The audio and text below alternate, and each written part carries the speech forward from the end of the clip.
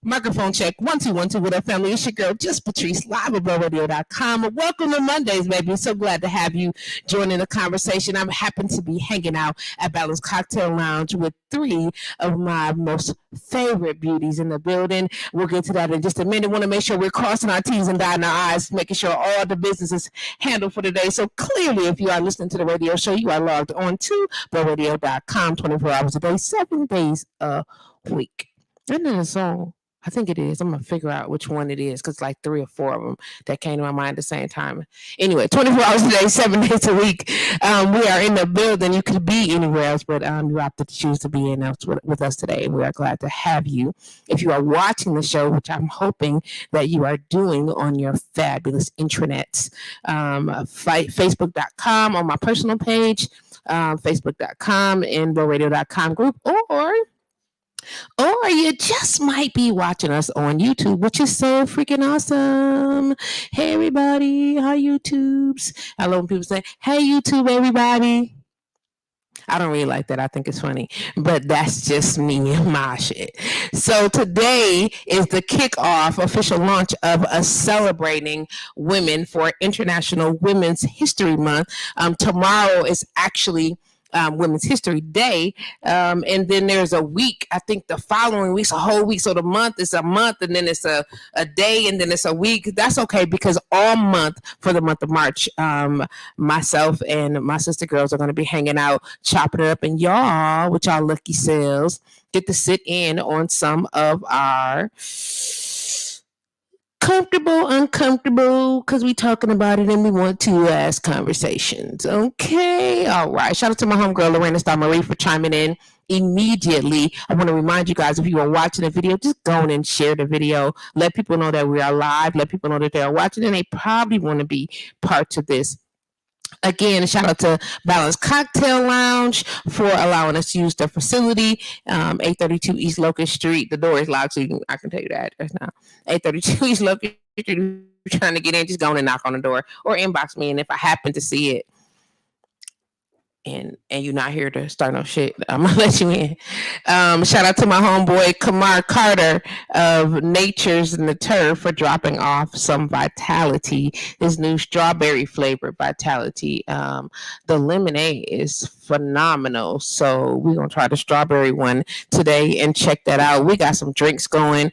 Yvonne had me make her, I don't even know what that is, something with Kahlua and it's chocolatey, cinnamony, something. She called it the chocolate dream. That's what it is.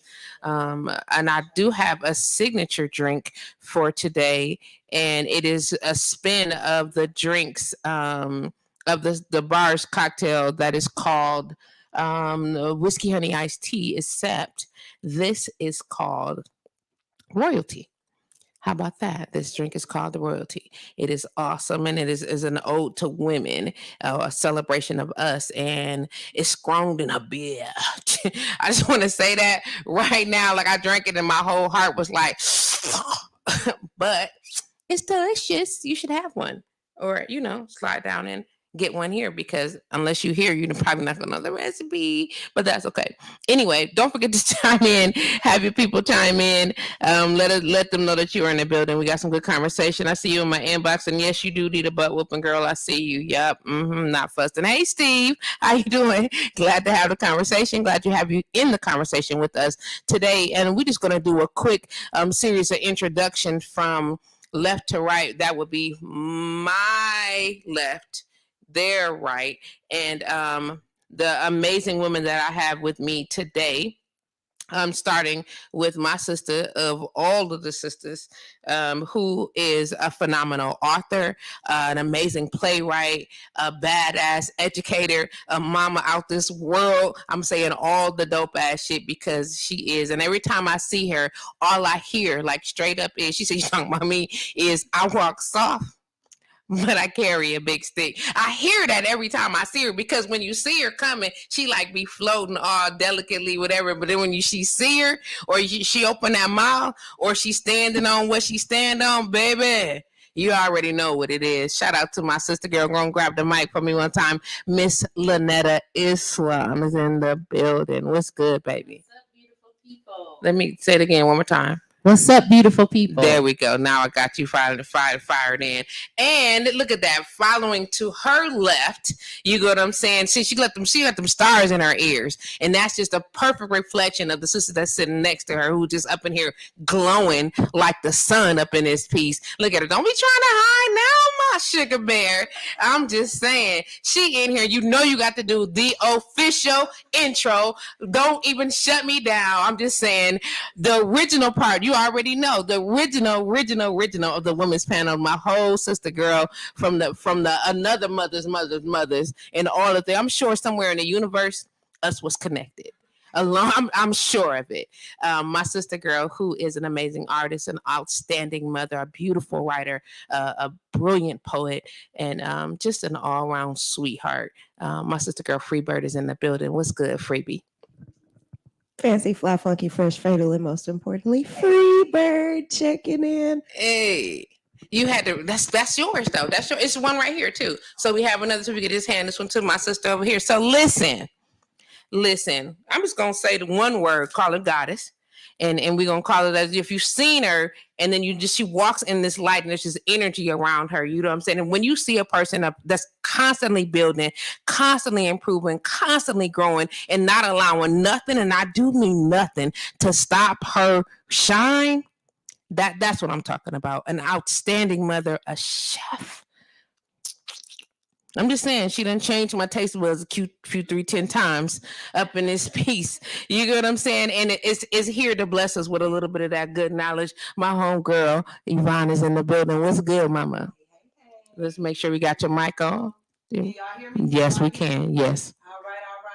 I am Yvonne Marie, aka Black Diamond, the creatrix. And all I'm doing right now is creating my dream life. That's it. That's all. Well, she walking in it big time. Y'all see us in the building. I know y'all can't really see them, but y'all can hear them. And the point is, y'all know they here. So don't be trying to trip and act like that. Y'all don't know that they here. This drink is a crazy. I've sipped it. And my whole inside, I feel like I got on 2 layers.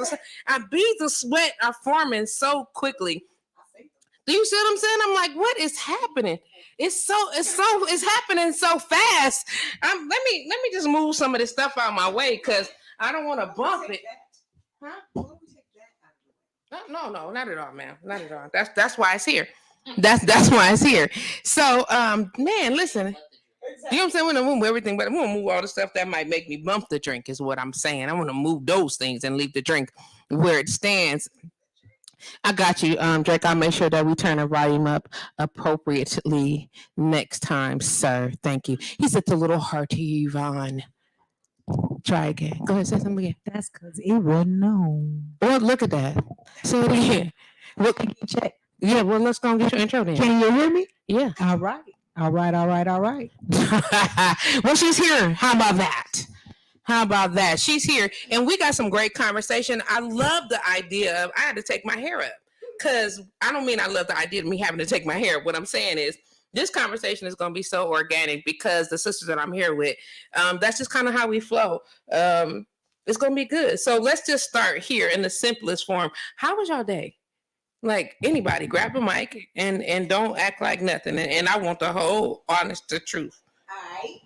So I'm going to give you that. So my day has been absolutely amazing. Is that button on? Did you turn the button back on? It's on. Okay, there we go. Can you hear me? Yeah. Can you hear me? All right. Yes. So my day has been going absolutely amazingly. I started my day off this morning with meditation by the lake, and nothing elevates me more. So whenever I do that, my days always go good. I ain't worried. Nothing. Nice. Freebie, what you talking about? How your day going? My day has been a little tumultuous, actually. Not in the way where there's calamity around me, but just like emotions. Like, I got this weird, odd text message last night that I probably should have screenshot you. And it was basically saying, I miss you, and I've been wanting to speak to you for a long time, but I don't want to hurt or be hurt. But I hope that you have a beautiful night. I'm going to begin by addressing that she used the word tumultuous. I can't even say it. Because the affair was tumultuous. Oh. And it is not anything that I ever went back. So it was a very polite block. Like, I thought I would never hear from you already. And And then for you, but even it was underhanded, like, oh, I miss you, but like the words, like they bore into my brain, like I don't want to hurt or be hurt, right? Like, are you for real? Look at you know when your big sister kicked right in on the side, she like she took a sip, then took a sip of her, she said, right. So it was so not tumultuous in the way where I said calamity, tumultuous in the way where it's like I didn't really have to think about any of that. Thanks for nothing, literally. And they knew what they was doing at night. Come on now. But we know freaks come out at night, so we know what time it is. I woke up to a power outage. Maybe there was some symbolism in that.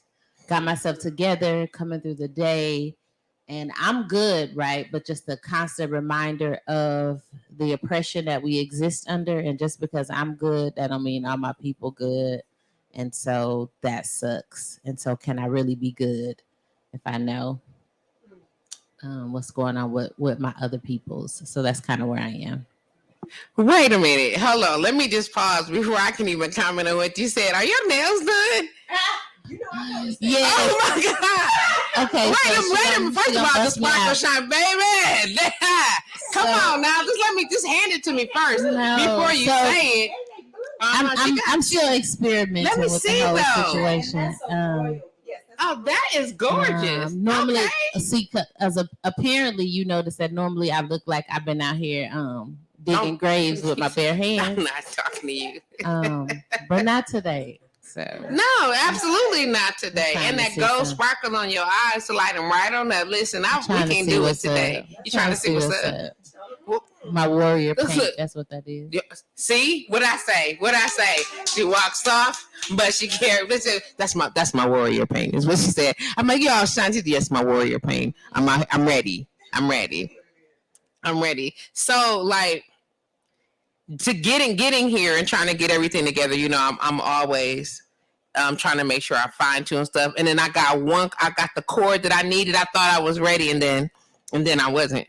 And I spent a whole another half an hour trying to get some stuff together. And you know what? I literally almost just knocked everything off the counter and was like, fuck this. And I quit. But I'm so sick of it. I'm just so sick of it. Could you just one day, just give me a smooth Monday. Every Monday this happens. Like if y'all knew what Mondays were like trying to get the show together, I'd be like, ain't no show. Ain't just no shows, no more shows. But I bear with it a little bit, and I feel like, especially this month, I can totally just be raw us, and that's what I want. I be that most of the time, but today I get to be like, in this month I get to be like, you get all of this shit. And every bit of it, like gone, folks. What you say? She threw the gang signs up at me. That's what I'm saying. I feel like you can catch all of this today, and clearly my soul is glowing like a motherfucker. So I'm ready.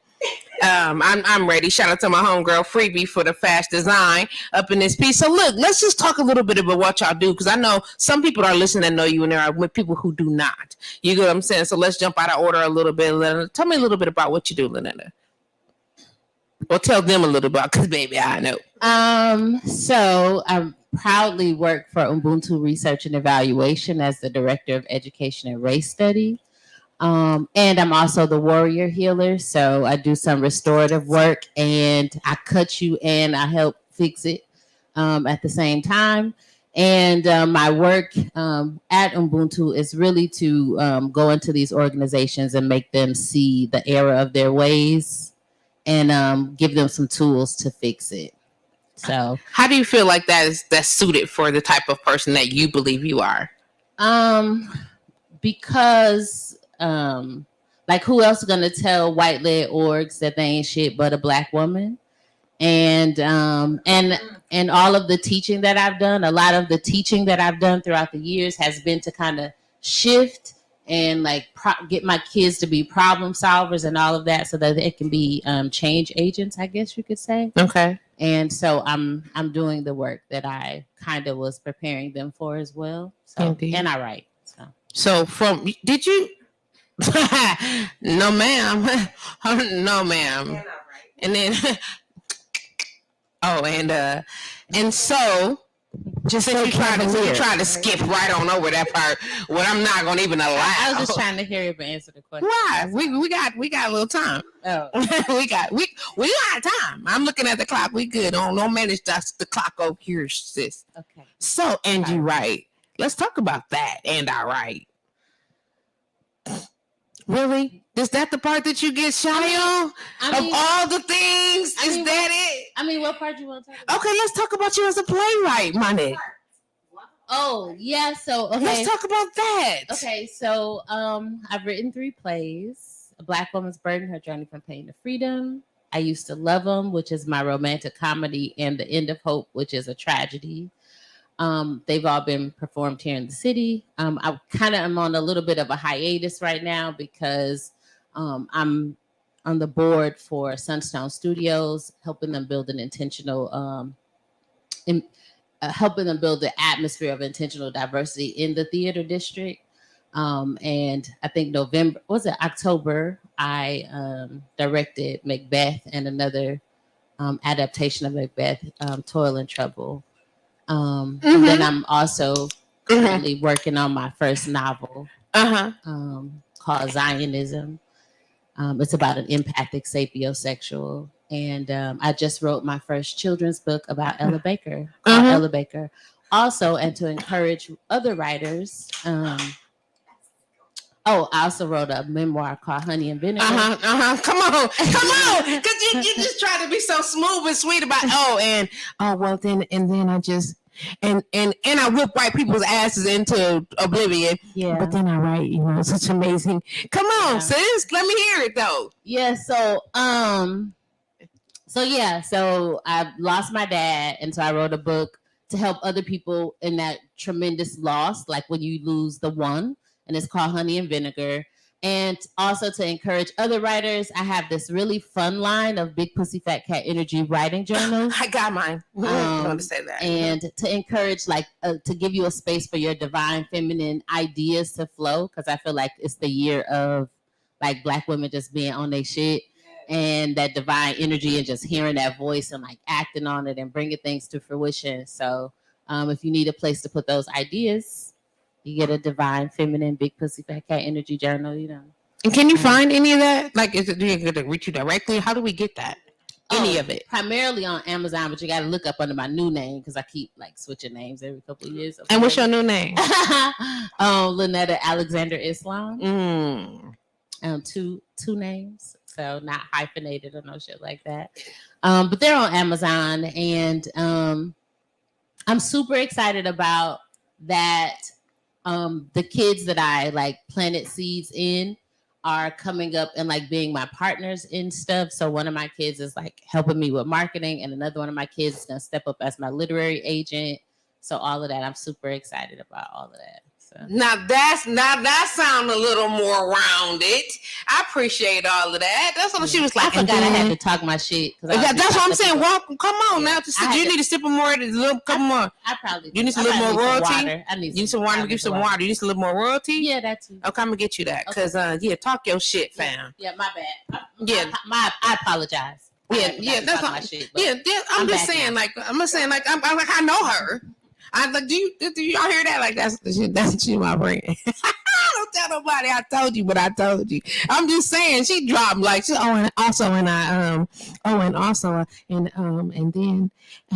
I wrote the plays and the people was on it and everybody came and my shit be sold out. It's just magnificent. I'm just saying. Oh, and by the way, yeah, that's what I'm saying. You should see the sweetness in her face right now. I love every bit about that. It's just so many layers. I'm loving on y'all so hard right now, and it's coming. What is it? Y'all uncomfortable with me loving on y'all? You need some drink? Cause you have to get comfortable. You want one of these? You want a royalty? I got you. And I'm gonna give my sister a little bit of water. Friggity free bird is in the building. Bobby Drake said we got the Ella Baker. Yes, they do. Yes, they do. What? So if you are logged on right now, checking out the show, you are checking. I see y'all chimed in. I see y'all looking. But just go on and say hi so I can shout y'all out real quick. Hey, Beatrice, how you doing? Lisa Mueller is in the building. What's good? Lorena Star Marie, Steve Big Blue, Gladney is in the building. Go on and say hi, y'all. Don't do. Well, you can watch. I'm gonna be quiet. Not really. My girl, Free Bird is in the building. Tell me a little bit about what it is that you do, my love. Very similar to Yvonne. I call myself a creatress. I create, I cook, I communicate, and I consult. So I left my 9 to 5 and traded in for 24/7.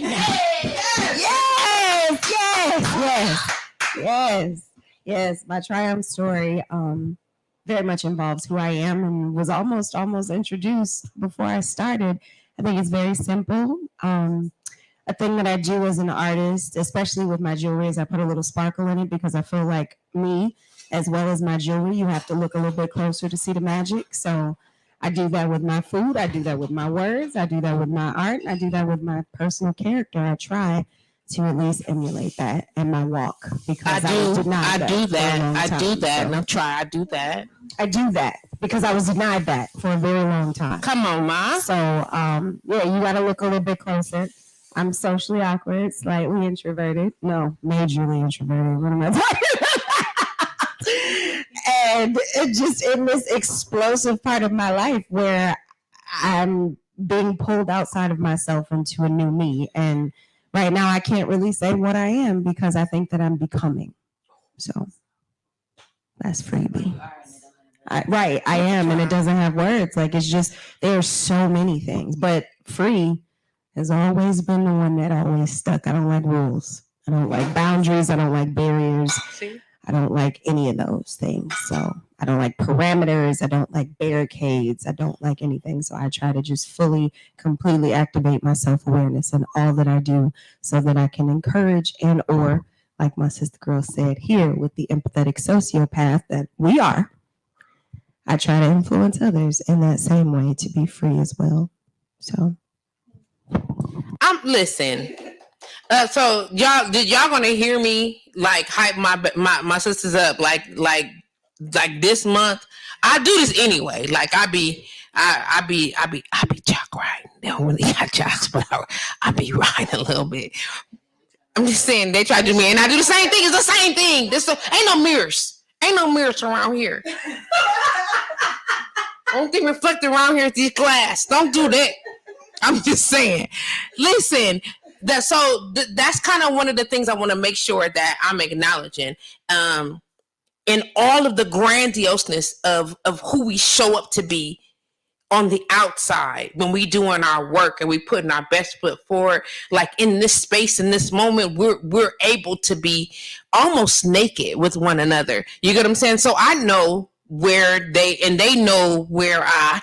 You get what I'm saying? In all of the spaces, and right now we're kind of filling in the blank for each other on the downside in the background. But today I'm kind of doing it in front of the world, like they do it for me. You get what I'm saying? Because damn, these motherfuckers is cold. I almost called y'all out your name. I know motherfuckers is out your name, but y'all know what word I was talking about. Now I don't really use that, but I might in a little bit. But you know I mean that shit. You understand what I'm saying? And if we pass the mic. Hey,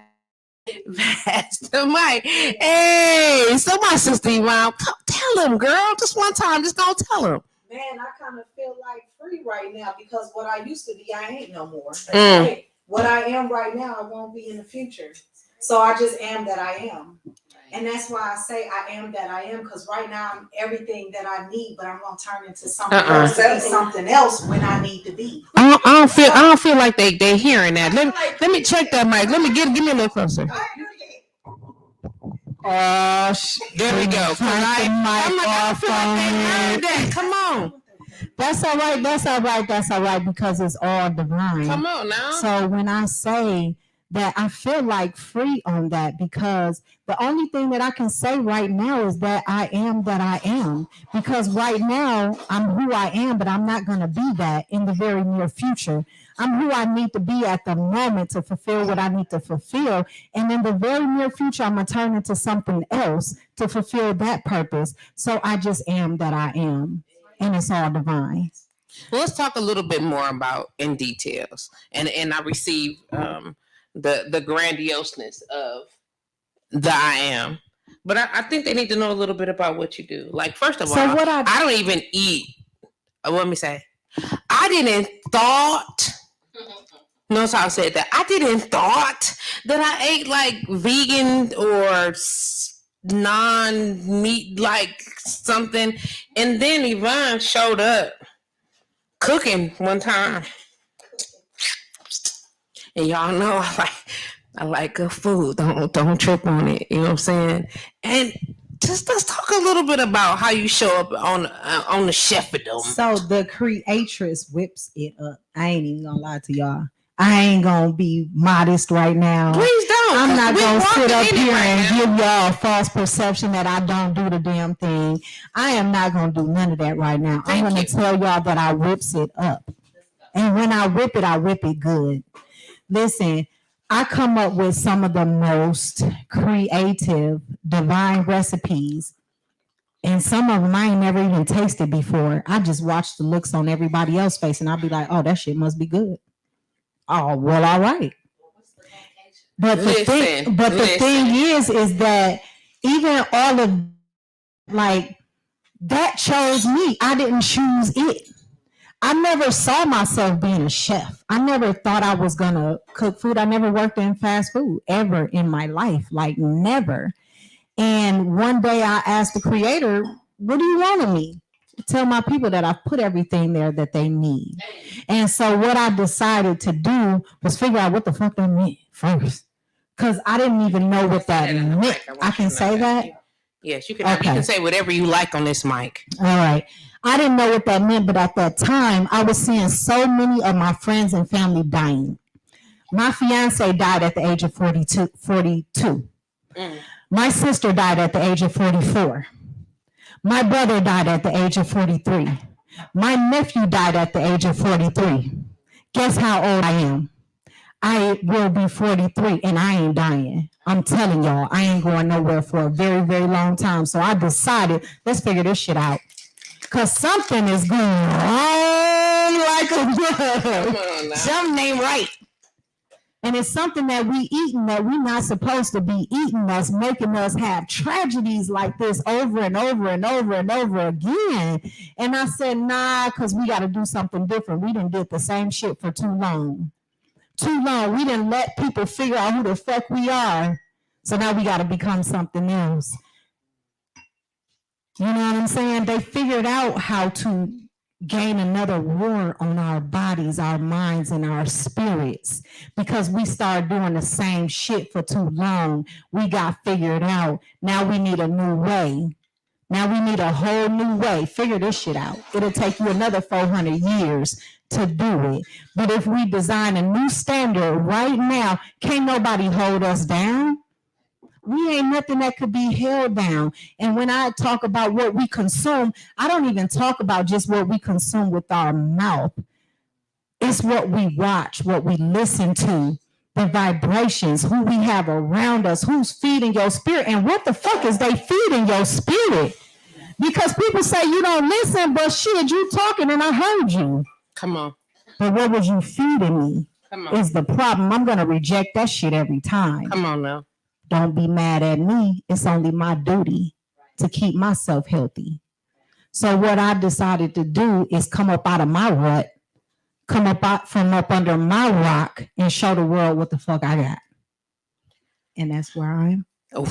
Well, that's how you just magically show up. So I was talking about, I created a group and we were talking about who's going to show up and when they're going to show up. And I know, like, from working a panel of women, that our lives are complexly demanding.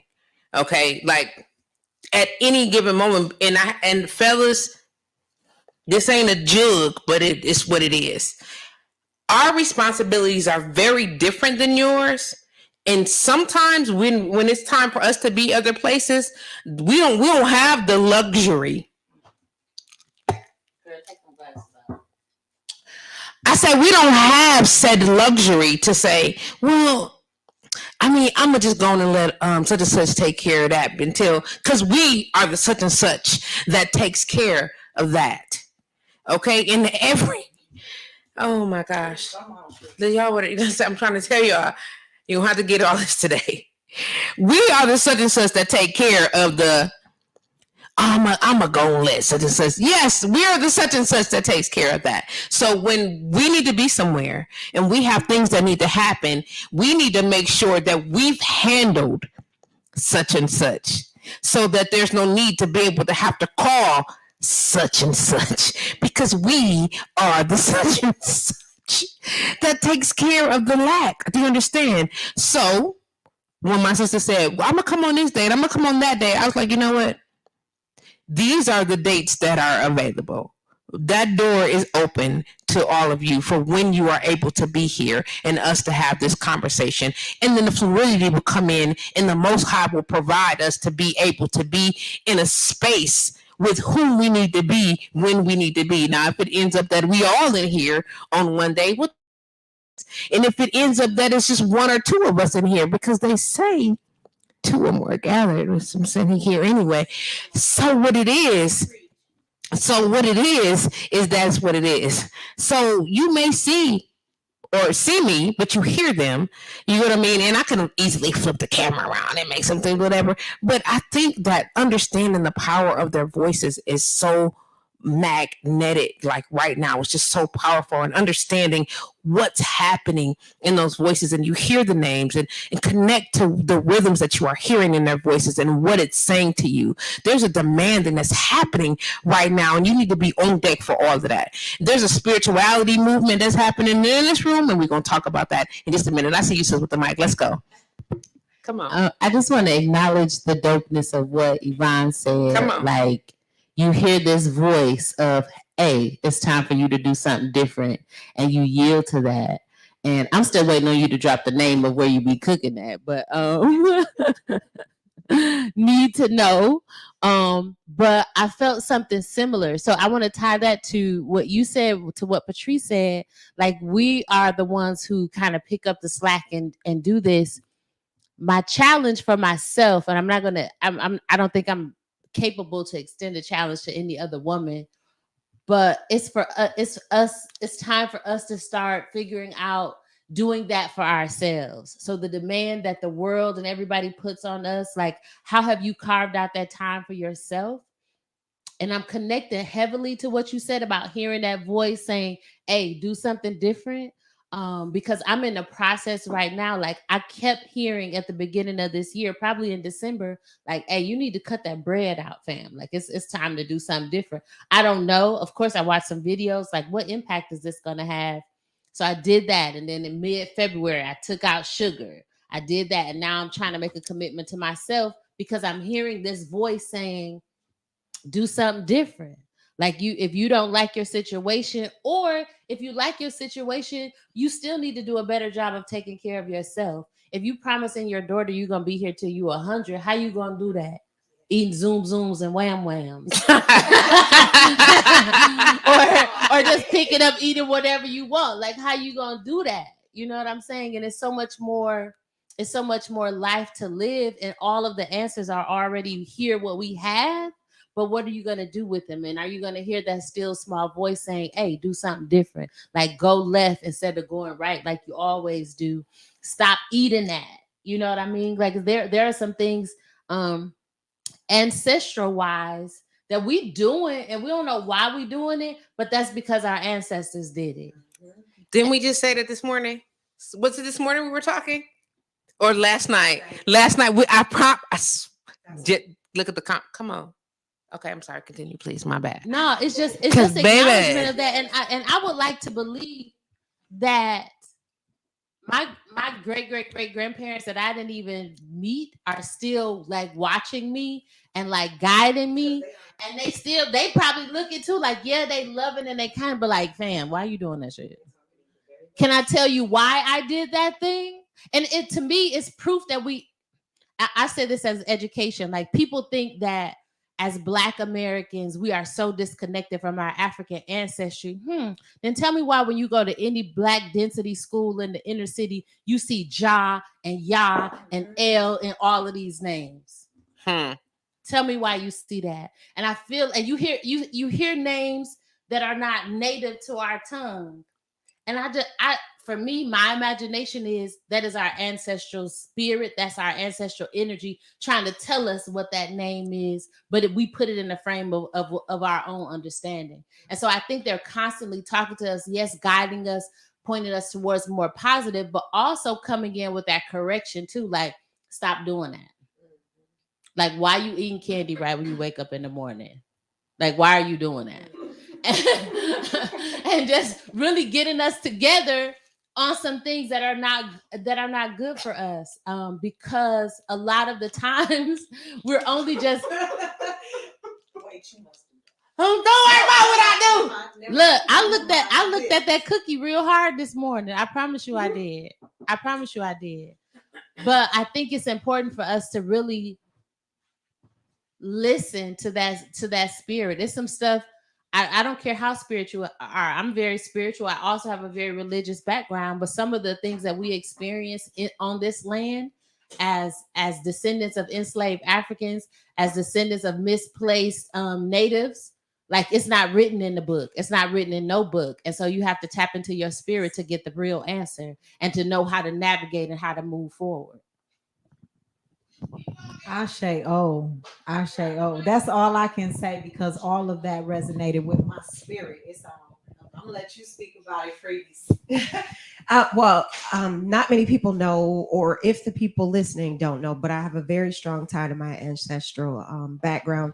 I have both. I have indigenous, native, tribal things that I'm starting to understand about myself. Things are coming together, little hints and gems that I get from everyone else that give you the goose pimples, that when you know that it's spiritual, when you know that it's real, it's very similar to, I know what my feeling was when I first entered my research in spirituality and my traditional African religion, because we only know about 5 generations back. And when I started speaking to the people whose lives were lost in this reality, in this matrix design, when I started speaking to them, that's when the world, the earth, the environment, voices and truth began speaking to me, because I didn't understand who I was speaking to before, and I didn't understand the concept of speaking to this eminence. I didn't. It just, I needed something more closer to home. And I agree with you, sis, with the ancestral backing and the ancestral spirituality, and they speak to you the same way that they spoke to you in their waking lives. So I get cussed out often. Yes. What are you doing? What the fuck are you doing? Get your ass up. Do the what? Why are you still here? But to the point where now, because it requires a different type of and strengthening, now it begins to physically affect me, to where when it comes in, where you have to make different decisions and different choices. And I will brag, I lost 95 pounds. Hey. What? I have lost Can you what? 95 pounds. What? Come on, Free. I have lost 95 pounds since November. Man, Right now. man. Well, I had some issues. I was feeding poison into my body, emotionally, physically, spiritually, and mentally. I was doing all of those things. Someone asked me this morning how the kids have been doing since I've decided to branch out on my own and do for myself. And honestly, my children have never been happier with me, because I know that I'm doing the right things now. I know that I'm listening to the right whispers. I know that I'm going in the right direction. I don't know where the hell it's going to take me, but I know that when I hear the ringing, when I get the message, akin to when you in church and you feel the Holy Spirit and you start crying, that is the same way when you can't even figure out what it is that you are crying about, but all of a sudden you are up and you are moving and you are doing something that had it been an hour earlier, you couldn't have even imagined yourself doing. And that's the amazing part of the unknown. That's the amazing part of the becoming. Can I just add this really quick? Go ahead. I would venture to say that the voice resonates louder when we're doing that thing we're supposed to be doing or that we love. I heard you say, boom, you just walked into cooking for you don't even know how. Free this jewelry line that you're doing, bussing, right? And you already see the artistry in your children, right?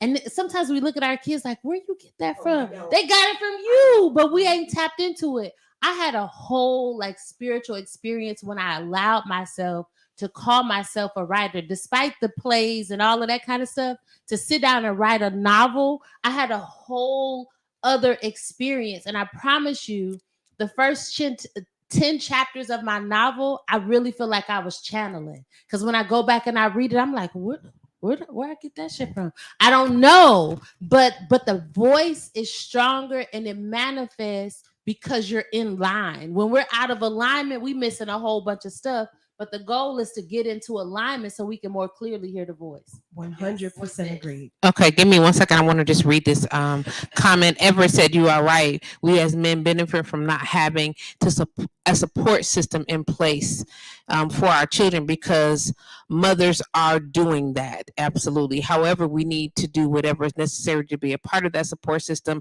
and stand in support of our kids, not just your children, but in support of your women. Okay? Okay, listen now, Everett, you know I like you. But what I'm saying is not just your children, but in support of the women. You understand what I'm saying? Because baby, if I hear strong Black woman one more time, and we'll talk about that in 1 second. Shout out to and good afternoon to you also, Everett.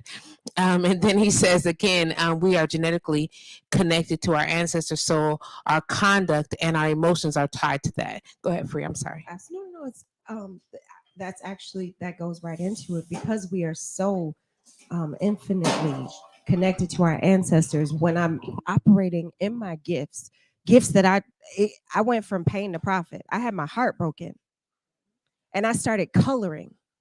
That's how this started. I sat in my bed, I cried, I listened to music, I felt sorry for myself, and I started coloring. My dad bought me coloring books for stoners, coloring books for the fuck you and fuck that coloring books, anything to get the aggression out, right? And it became something so immensely monumental for me, where just the progression of seeing. But I say that to say that I've had my friends where, moments where you don't always feel like yourself, you feel a little insane. That's social awkwardness, She said, Free, when you're talking to me, you almost turn into multiple people. Like you change, and not in the schizophrenic change, just I see this tribal woman. I've had ancestral past readings. I've been this medicine woman. It is always the same thing. It is a healer. It is always a healer.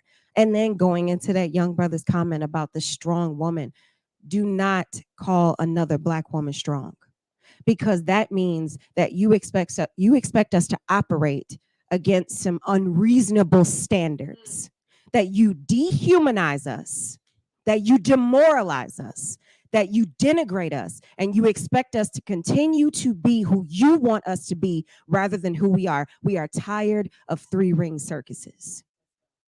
And I'm gonna let somebody else say something. Wait, so my friend is a poet. I just wanted to say that. She was about to get y'all asses real quick. Go ahead, Sis Lynette. Go ahead. I was just gonna say, and along with stop calling us strong Black women, that's a whole poem I got on that shit. Stop calling our kids resilient. That's the word that I'm tired of. Now, if I acted resiliently, then that's fine. But don't keep putting my kids or our children in situations where they gotta bounce back from the bullshit systems that are constantly coming against them. Why don't we come together and like say, okay, you don't have to be strong. Sometimes I have this battle with my daughter, right? Like she real free, honey. Baby. Baby. Sometimes I want to just be like, do you know what is, and then but the other part is like, what the fuck was you working for then? If she can't be like happy go lucky and stand on my shoulders, like what else she gonna stand on? I owe her children the fact that some of the shit that I had to fight through that they won't never have to fight through. So stop calling them resilient. Make systems that they don't have to be so strong as we've had to be. Okay, hold on one second. I'm sorry. Just hold on. Hold on. Ever Gransberry come in said, "Man, I have remembered that we need. I have to remember that we need to be educated. Everybody wants in order to have the greatest impact. I'm on it now. Come on now, Ever. Steve said that's big. It is big. And just so I can interject really quickly, you guys are sitting in on conversations that we are having. They're not saying what they're saying because these mics is in front of them. This is how we talk, and this is what it is. You know what I'm saying? Y'all need to catch some of this good information. And what I want to point out is, and we'll come back to this conversation, is how we've transitioned from where we've come from religiously, and how we have tapped into our spiritual callings and what that looks like for us now. Come on, Free. That resilience in our children, it is basically you willing me. It's this mentality. You are willing me to be strong because you need me to keep working for your profit, for your gain. Yes. It is not because you give a fuck about my child or what it is that they have to offer. It is simply because, just like it is ingrained in us, it is ingrained in you that you expect us to be fucking workhorses. That is it, because you got it like that. Because you got it like that. And so you want to continue to label us with this. You want to continue to tell us that we can overcome. You want to will the strength within us so that you can continue to capitalize off of the things that we do. And you have us thinking, those who unfortunately had to heal in spaces where it was not offered to us. So we are the generational curse breakers, but it skipped us. It skipped us. It skipped us. So we are forced to have that push and pull, because you want a better world, but you also know that the world's not better yet. What you got for me, Yvonne? Come on. When I don't even know, because these two sisters just kind of took it, everything that I had in my mind, but that resilience is poisonous. It's poisonous because it's a double-edged sword. It's a double-edged sword. It's good when you need it, and it's horrible as a convenience. It's destructive as a convenience. It does not allow us to be who we are in our essence of our divine feminine. We are not supposed to be work horses. That's not. That we can't live or even dwell in our feminine essence, and then we get the complaints because we ain't dwelling in our feminine essence. But we got to do every fucking thing. So right. Oh, listen. In order for me to go out, come on now, come on. That's what the mic is there for. You can comment while she's talking. That's cool. Trying to get this conversation caught up to the mic. That's what I'm saying. I shouldn't have to. I'm. So part of what I'm focused on this year is really what do I look like if I operate solely in my divine feminine? What? Because I've been both. I've been both. Just one time. I've been both. I exist in both. Come on, just one time. What happens if I am solely in my? If there is a role, and if there are only, and we know that there are more than two roles. We know that there's more than feminine or masculine. There's a combination. Is mixing it up, remixing it, all of that. Whatever it is, what happens if I am divinely in myself? You know what happens? What happens is that everything you touch turns to fucking gold. But guess what? You can't get there until the realization happens. And I can't say it has to be a mass realization. It just got to happen around you. Because of the fact that we as women, we nurture everything that we touch. If you give me a seed, I'm going to turn it into a baby. Man. You know what I'm saying? A whole human being. Why would you not give me your dreams? Because all I'm going to do is magnify that shit. That's it. Because that's what we do. So you gonna flip it and turn it. That's what you gonna do. So let me just make this quick point really quickly. Okay, in motherfucking June, there's a whole series of issues that come up when they say that, and I don't want to see no women say that they're the mother and the father. Okay, let me. That is not what my sisters have just said. I want to be clear about that shit right now. Okay, and I gotta let me take my glasses off again because I need to be clear about just so y'all understand what this means. First of all, let's just bag up really quick and understand that we were created to be helpmeets. Okay, so in that sense, and from, if you want to go religiously, from where, who's rib? Okay, let's just put that out there. So the idea that I have within my DNA naturally the ability to not just do my job, but yours too. Because how in the hell am I supposed to help you if I'm not able to do your motherfucking job? I'm clearly able to do the job, but it's not supposed to be my job. It is your job. Do you understand what I'm saying? Do you understand? I'm supposed to show up as help, assistance, AA, my nigga.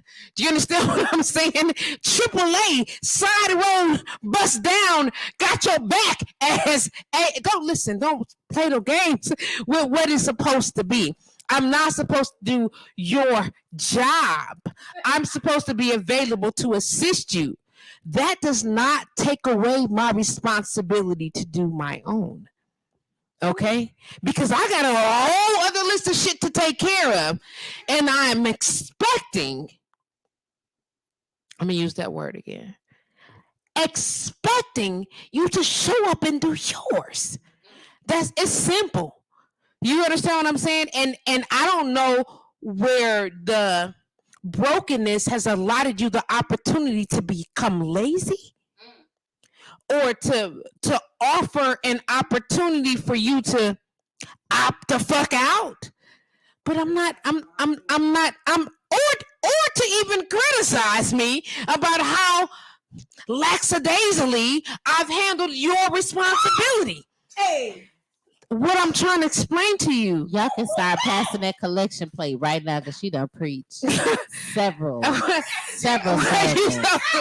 What I'm trying to explain is that let me just go to the word resilient. According to the Oxford languages, do you understand what I'm saying? Times you get back up, resilient. catch yourself up and keep going. As an adjective of a person or animal.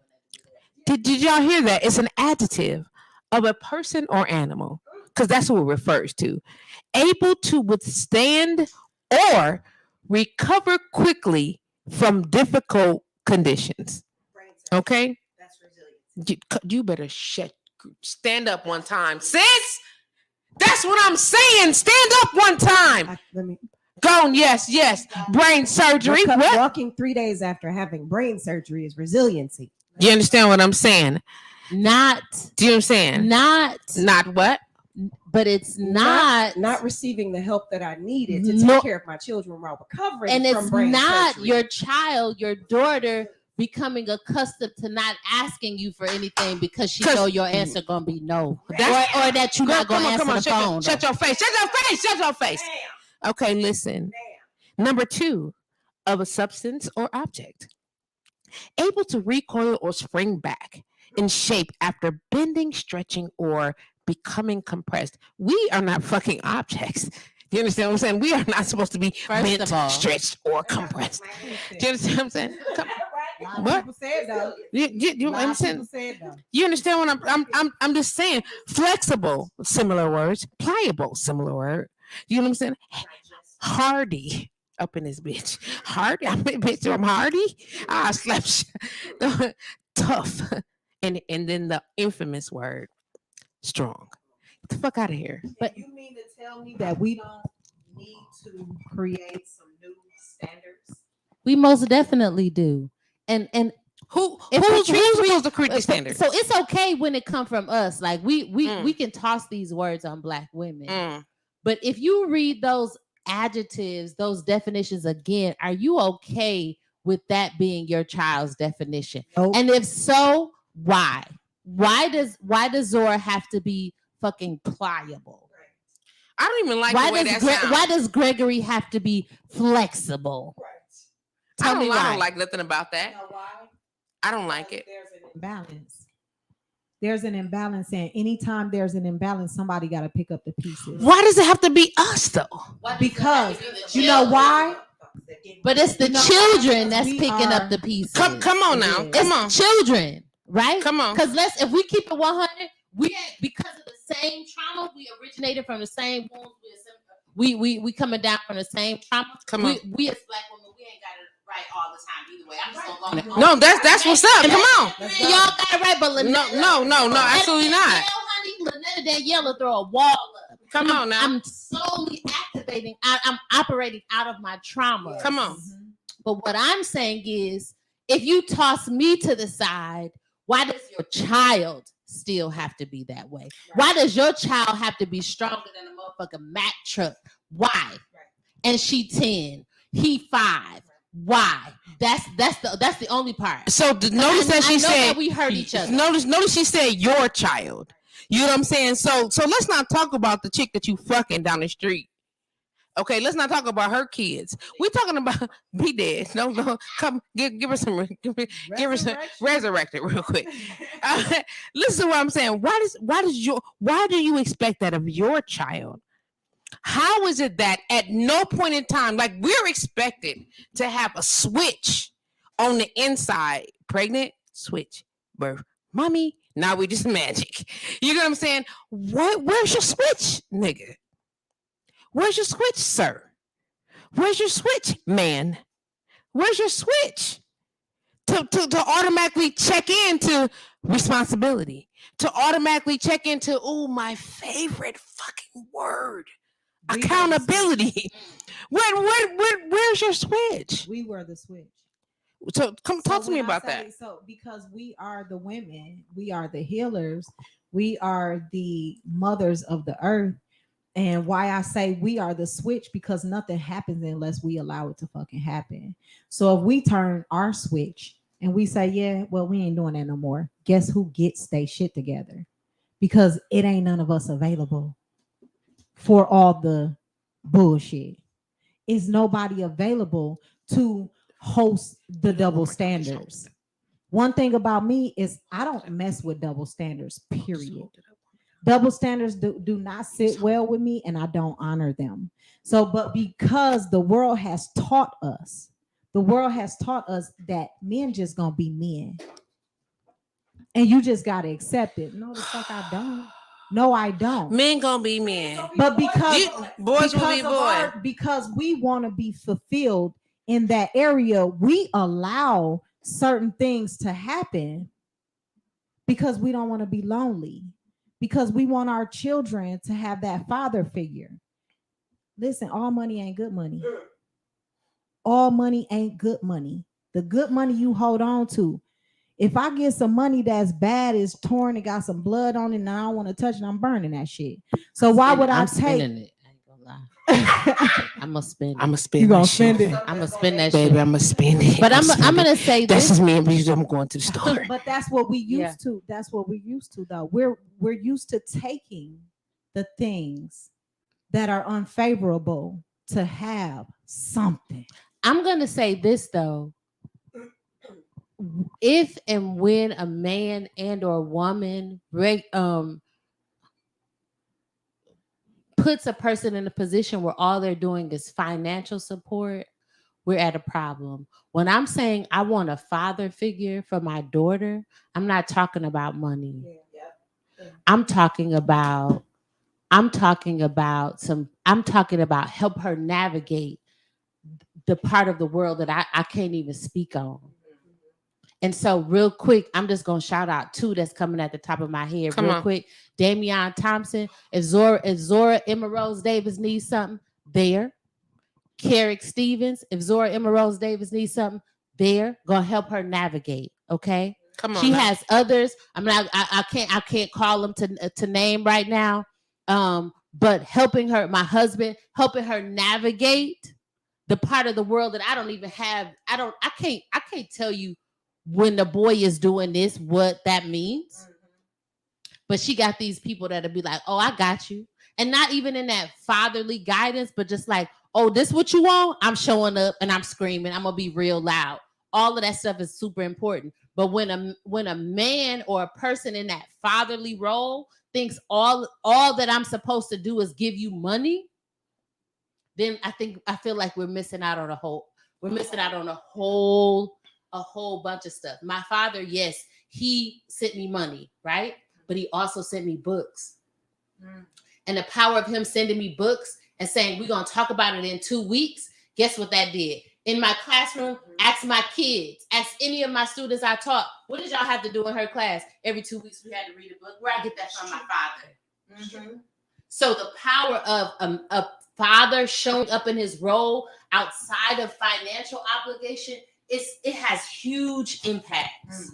Put the mic a little closer. Oh, sorry. So when you say, okay, now, and I just have to go here really quickly.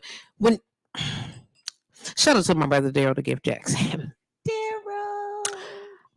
When we talk about roles, okay, and the expectation that comes along with the ideal structure, okay, let's just address that, okay, really quickly. Right, just I'm a bookmark the role part, okay, because where we come from is talking about the importance of how our ancestors manifested in our lives, and how at this stage in our lives we've shown up and said, you know what, these are the people that I depend on, alive and moved on. You get what I'm saying? And this is where I get my inspiration and my knowledge and my guidance from, alive and move on. You get what I'm saying?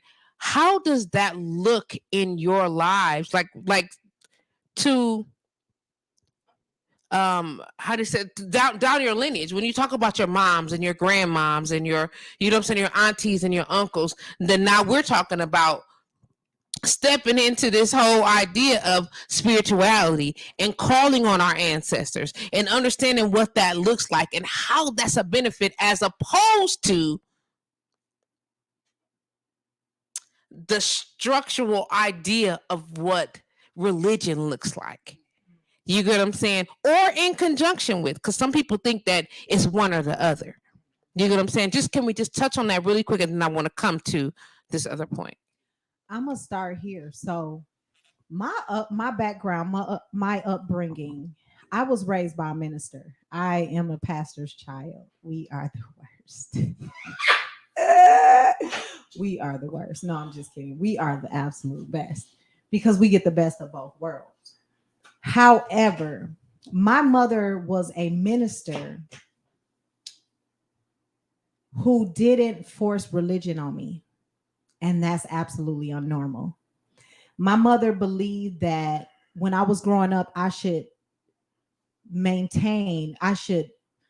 first gather and then maintain a relationship with God outside of her. Because she said, God is going to speak to you how God speaks to you. God is going to speak to me how God speaks to me.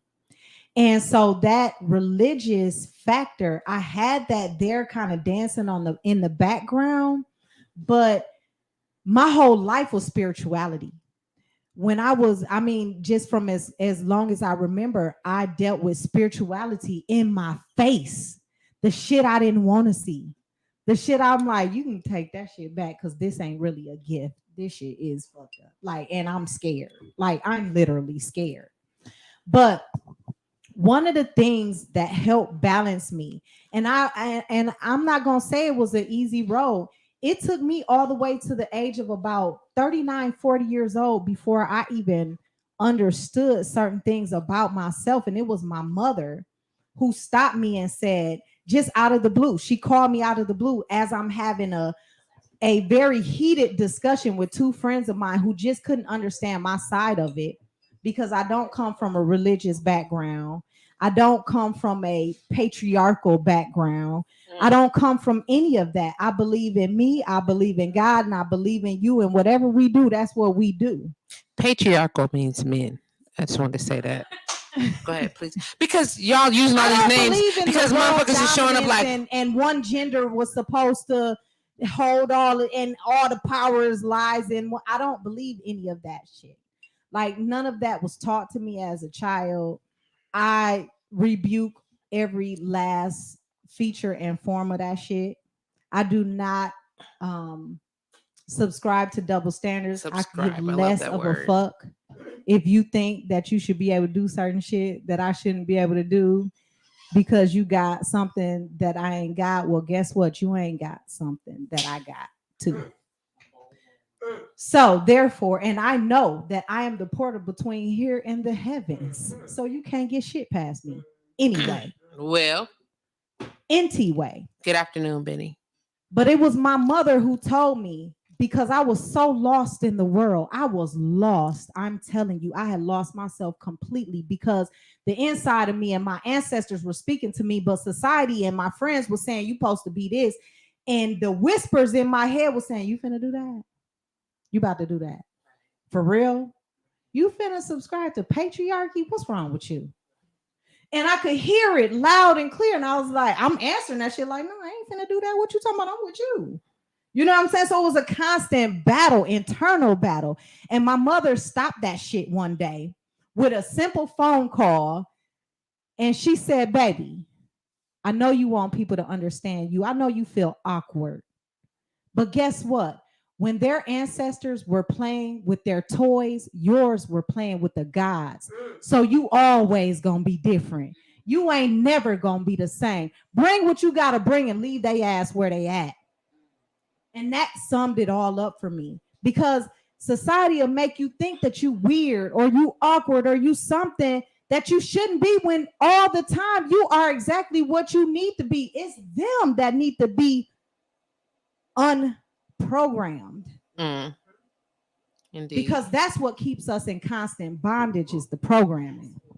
Tasha James said, I was raised with forced religion, but ended up studying religion. Having a relationship with churches, it seemed evil to me because what occurred as a child, but my faith is resolute on all fronts. And then she says, also from what I've learned and seen with regards to church and religion, none of that is relative to the higher power purpose of love. God is real. And then she said, but man-made religion is essentially demonology. What? Okay, so let me just throw this out here really quick. My family is from New Orleans. And I have to say that because so that we can be on the same page initially. My grandmother and that generation of family are devoutly Catholic. Okay. Devout, as my grandmother was laid to rest as a devout Catholic, and so was her mom. Okay, my mom's generation, not so much. You know what I'm saying? It was a little. They grew up, of course, catechism, and then all the things that come along with learning Catholicism. Okay, my mother now, as a child of God, is a devout Christian, but in a non-denominational format. I, on the other hand, am neither. Okay, so understanding, I'm just so my great grandmother, my mom, my great grandmother, my grandmother, my mom, and then me. Okay, understanding that when we talk about religion, in my family, the conversation was a little sketchy because there's so many different views and there was no consistency. So there was a requirement to find your own way, to find your own understanding. And if you don't know anything about Catholicism, all you know Catholicism, if you don't know nothing else about that, then you would know demonology. Then you understand possessions. You understand, like, so there's some ideal of that. And then also then you learn witchcraft. If you learn Catholicism, you learn all these other things. Okay, and so I've been tapped into and taught all areas with the exception of Buddhism and things along from Eastern studies. Okay, with that being the case, my mind stayed wide open. Okay, so how do you learn to understand that there is a God and that there are spirits and ghosts and that they're not all demons, but sometimes it could be a relative. And do you understand the confusion that could be happening in the mind of a child coming along? You know what I'm saying? And until you tap into, like really tap into a relationship with the Most High, there's confusion along the way. There's no structure. There's just this, well, it is what it is, and you know what you know, but do you know that? Because who never validated any of those things? You get what I'm saying? There's no validation, there's no confirmation. It's just Jesus. Okay, can I jump? Yes. And this is gonna be a ramble, I already know, because it is, and because I'm like 2 drinks in. But yeah, come on. a couple things. Mm-hmm. Historically, in this country, Mm-hmm. African spiritual practices were easily connected to Catholicism because in African spiritual practices, there's one God. He's super busy, so he has these other little g gods. And so what I learned in an African spirituality class is Legba is very similar to Saint Peter, right? And so you have an enslaved African in church praying to Saint Peter, but in her mind, she is praying to the God of old, who is Legba.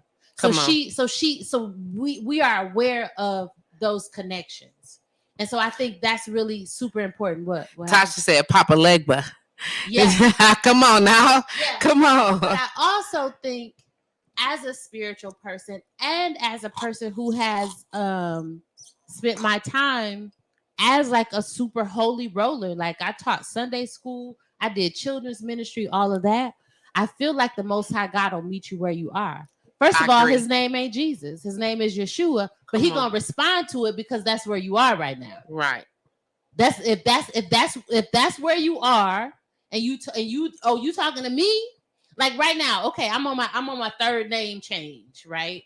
So it's Lynetta, Miss Alexander, Miss Davis, Miss Alexander Islam. It's Lynetta. I answer to all of them shits, but each whoever called me whatever, I know where I know you from. Right. And so I know what level you met me at, and I feel like that's where that super, if there's a super all-knowing entity, that's where that super all-knowing entity meets us from. But also, last thing, who's guiding, who's giving us some background. My daughter had a dream, and the Most High God came to her as a lion with gold teeth with a black scent. And when she told me about the dream and the things that happened in the dream, I was super excited. I was like, yo, Z, that was the Most High. And she was like, for real? And then we sat there and talked about it and dissected it and made the connections to like her real life and what's the possible meaning of it. Okay. But without that guidance, where would that dream have gone? Where would that lesson have gone? Exactly. And so it's so important to acknowledge where we are and the deficiencies of where we are, but also being open to a level of understanding like that we can't even conceive of. And that is I guess that's kind of where I was going with that. So understanding that is so much more than even our humanoid brains could even process. So to limit the greatness of who he is or she is in your mind, you understand what I'm saying? If you want to give it a gender, you get what I'm saying? It's so, in my mind, minimizing. Okay? Because it's just so big, so much bigger than that, so much greater than what we've ever imagined. And understanding that unlocks the next door. You get what I'm saying? And then tapping into these different spaces unlocks another door. And then it's so much to learn. You know what I mean? Talk about how we only use this much of our brain and how we only use this part of how we think.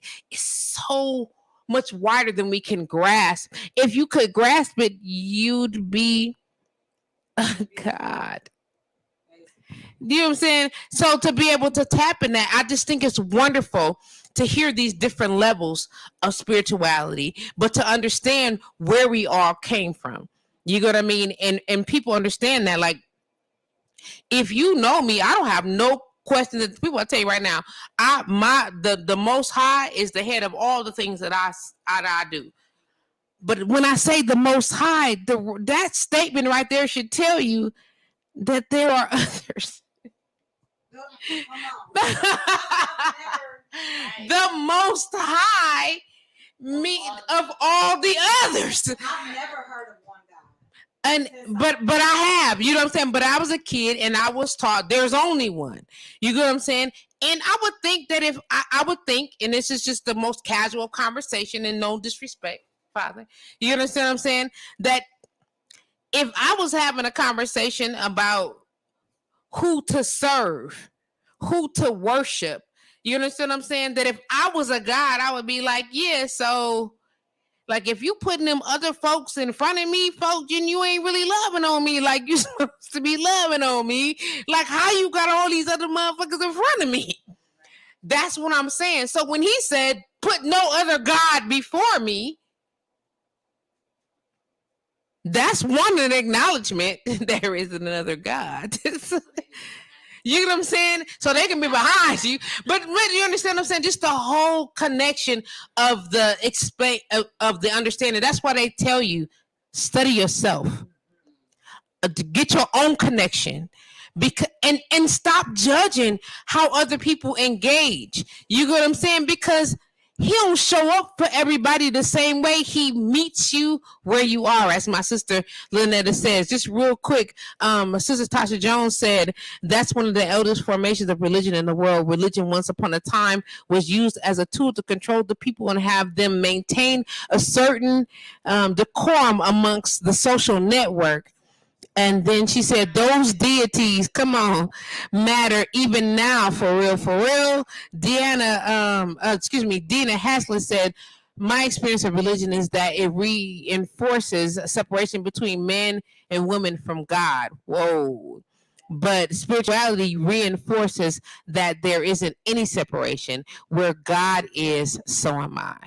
And then Tasha also says, yes, and to acknowledge the messages, all of it. You know what I'm saying? I see you got something that I want to say, Mama. Come on, Well, Free. I wanted to answer. Yes, ma'am. I was not given a name. I was not given a gender. I was not. Religion was never impressed upon me. My grandmother was a Christian, but she was also an indigenous woman. So there was a place for when she would get up and she would tell us about her dreams, and we would initially wonder, like, what is she rambling about? But finding the meaning in those dreams, I can't really say. I mean, I'm okay with not knowing. I think that's probably my answer to that question. And I do. I'm an omnist, so I believe that truth can be found in all religions. And I also am a strong believer in James Baldwin quote that we can believe what we want to believe so long as your beliefs do not oppress mine. So I believe that there's respect that accompanies those beliefs, which is why I choose omnism, because truth can be found in all of them, because the foundation is to be righteous and to be kind and to not You better hurt. come on, Free. Come on. You know what I mean? So come on now. So I've taught my children that very same thing. And as I said, as an adult, that's when I found who I could speak to, because there were so many things that I didn't hear, or there were too many things that I'd always heard. So I did go to sleep with covers over my head because I felt like people were watching me and I thought that it was evil. But then I began to understand that I felt unsafe because I was being watched over, but not in the worst way, but in the absolute possible best way that I was being watched over. So a lot of my religion and spirituality, and she said really quotes. comes from Quotes, y'all. discernment and what I feel. Come on because now. I've been taught to acknowledge how I feel. So my pursuit and my self-actualization, as well as my self-awareness, I've been taught that it's not an entity that you are drawing into, but more so yourself. And the more self-awareness that you activate, and the more you get to know yourself, and the when you really reach deep down to heal the pain and the trauma and the very real feelings of the generational curses and oppression, and understanding it just in your own personal research and education, I believe that you are very well equipped, because then it does mean that the suffering of that the root of all suffering is attachment. We have to be able to detach from these things and exist together. Come on, Free. Come on. And just to piggyback on some of that, I also agree that there is a space in all of these religions that there is an alignment. You get what I'm saying? And that is where the Most High in my mind and my heart exists. Because the truth of the matter is, if you pay attention, that's why they say study, fam. You're supposed to do the research. You know what I mean? Because it's study to show yourself approved. Because the truth of the matter is, no matter how you layer this out, no matter what you look like into the thick of all of these things, whatever the case may be, there is similarity. Can you grab the door for me, please? There is a similarity that in everything, that is where he exists in my mind and in my heart. You get what I'm saying? There's no question about in every religion. He showed, and then I don't care if the name changed, I don't care if the structure changed. There is a similarity across the same thing. And if you follow the core of what that looks like, there he is. Clearly in my mind. Hey sis, how you doing? Good. We are doing magnificent. Glad to have you joining the conversation. I'm so glad you're here. Come on, Yvonne. Come on. That's beautiful what you just said. Because me and religion, I'm here for all the shits. I am. If whatever you believe in makes you a better person, let's do it. That's how I feel. Let's do it. It's all leading you to the same place. It's leading us to the same place. The stories may be different. The names may be different. The ways to go about may be different, but in all actuality, it's all leading you somewhere. And that's all divine. So with the differences and the separation in religions, I study different religions, but on the top is my spirituality because it doesn't attach me to anything that can't be either reinforced or debunked at some point in time, you know? And so that's why I believe like just following what you need to follow to be the best you that you can be is Come what on. you need to do. Come on. Society brain fucked me. It mind fucked me. People mind fucked me. Because on the inside, I didn't have all of these isms. I just knew that I just wanted to be happy. I just wanted to be kind. I just wanted to be loving. And then in my mind, God exemplified love. And that was it. It was one word, and that was love. I don't give a fuck what you believe in. Just love me and let me love you. You know? But when we start getting to all these differences and this got to be this way and that got to be that way, that's where we come into confusion. And it took me so long to come out of that fog. It took me so long because my guidance was lacking. Like Patrice said, you have to have divine guidance. You have to have people to guide you in the right way. And the people around me didn't know no more than I knew. So it was like the blind leading the blind, you know, although my ancestors were very, very strong. And my ancestors kept saying, remember. That was the only word that I kept hearing was remember, remember. And that's what led me back to my foundation because I had gotten so lost. About a year ago, I lost total every idea of who I was. I didn't know. It was all question marks because everybody around me was telling me something different about me. And I'm like, wait a minute, ain't none of that shit true. None of that shit is true. You don't know me, but I know me. And when I sat down, I went into meditation and I asked the divine, I said, who am I? And the divine said, let's start over. Before they mind fucked you. Let's start over. I'm like, what does that mean? Let's start over. Let's go back to the day you were born. Let's start there. Because if I need to take you all the way back there to discover who you are, you'll never fall for none of this shit again. And that's what happened. A year ago, I went and faced, and it was through African natural lifestyle that brought me back home. It brought me back to my ancestors. And the minute I walked in the door, I felt like I was at home. The spirits that are around me understood me and I understood them. And I didn't speak a word. I didn't say anything. I had people coming off the podium saying, oh, who are you? Wait a minute, because the divine is talking to me. Who are you? And I'm looking like shit. I don't know at this point because I didn't lost who I am. But the divine said, you know exactly who you are. You are that Pharaoh, warrior, goddess that you always thought you were, that they tried to tell you wasn't. That's who you are. So live as that. And that's what I decided to do. I don't care what nobody got to say. The warrior goddess is going to live because that's who I remember myself to be. That's who I know that I am. Nothing will ever defeat me. So anybody can say anything.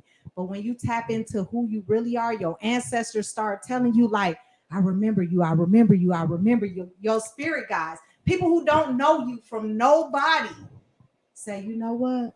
I remember you. Yeah. You are that you say you are. Trust that. Come on now. Tasha Jones said it's crazy to have. It's crazy if you have ever read the Torah. I just pronounce that. The Talmud, Old Testament, New Testament, and the Quran. The books are historical accounts of the same accord and teach the purpose of love. And then she said facts. Vontae Star chimed in, and then Tasha also said, what a beautiful healing.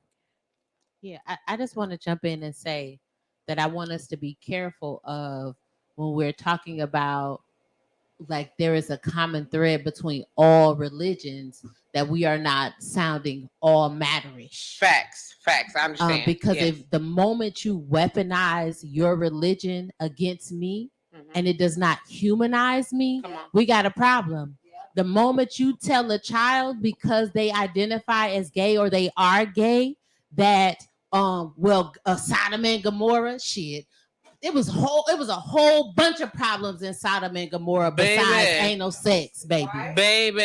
So we could talk about that. So the moment that your belief relegates me to the kitchen and birthing babies, the moment that your religion tells me that I'm sub or objectified or less than, people always get mad when people say fuck them kids. I'm gonna say fuck your religion, because that's not of God. That's not of, if we're talking about potentially a fifth dimensional or higher being that transcends time and space, knowledge and understanding. Come on. And you worried about who I'm sleeping with? That's low vibration. Come on. Very low vibration. That's low vibration. That's not of a higher being. So the moment that you use your belief system to put me in a box, man, fuck your religion. Exactly. Fuck what you believe. Kiss my whole black ass. Did you say you called? Did you say can't box me in? Did you say that real quick? Did you say that real not quick? Not in the bottom of the box, spoon chain the lock, not in the top of the box. None of that shit. You can't do none of that.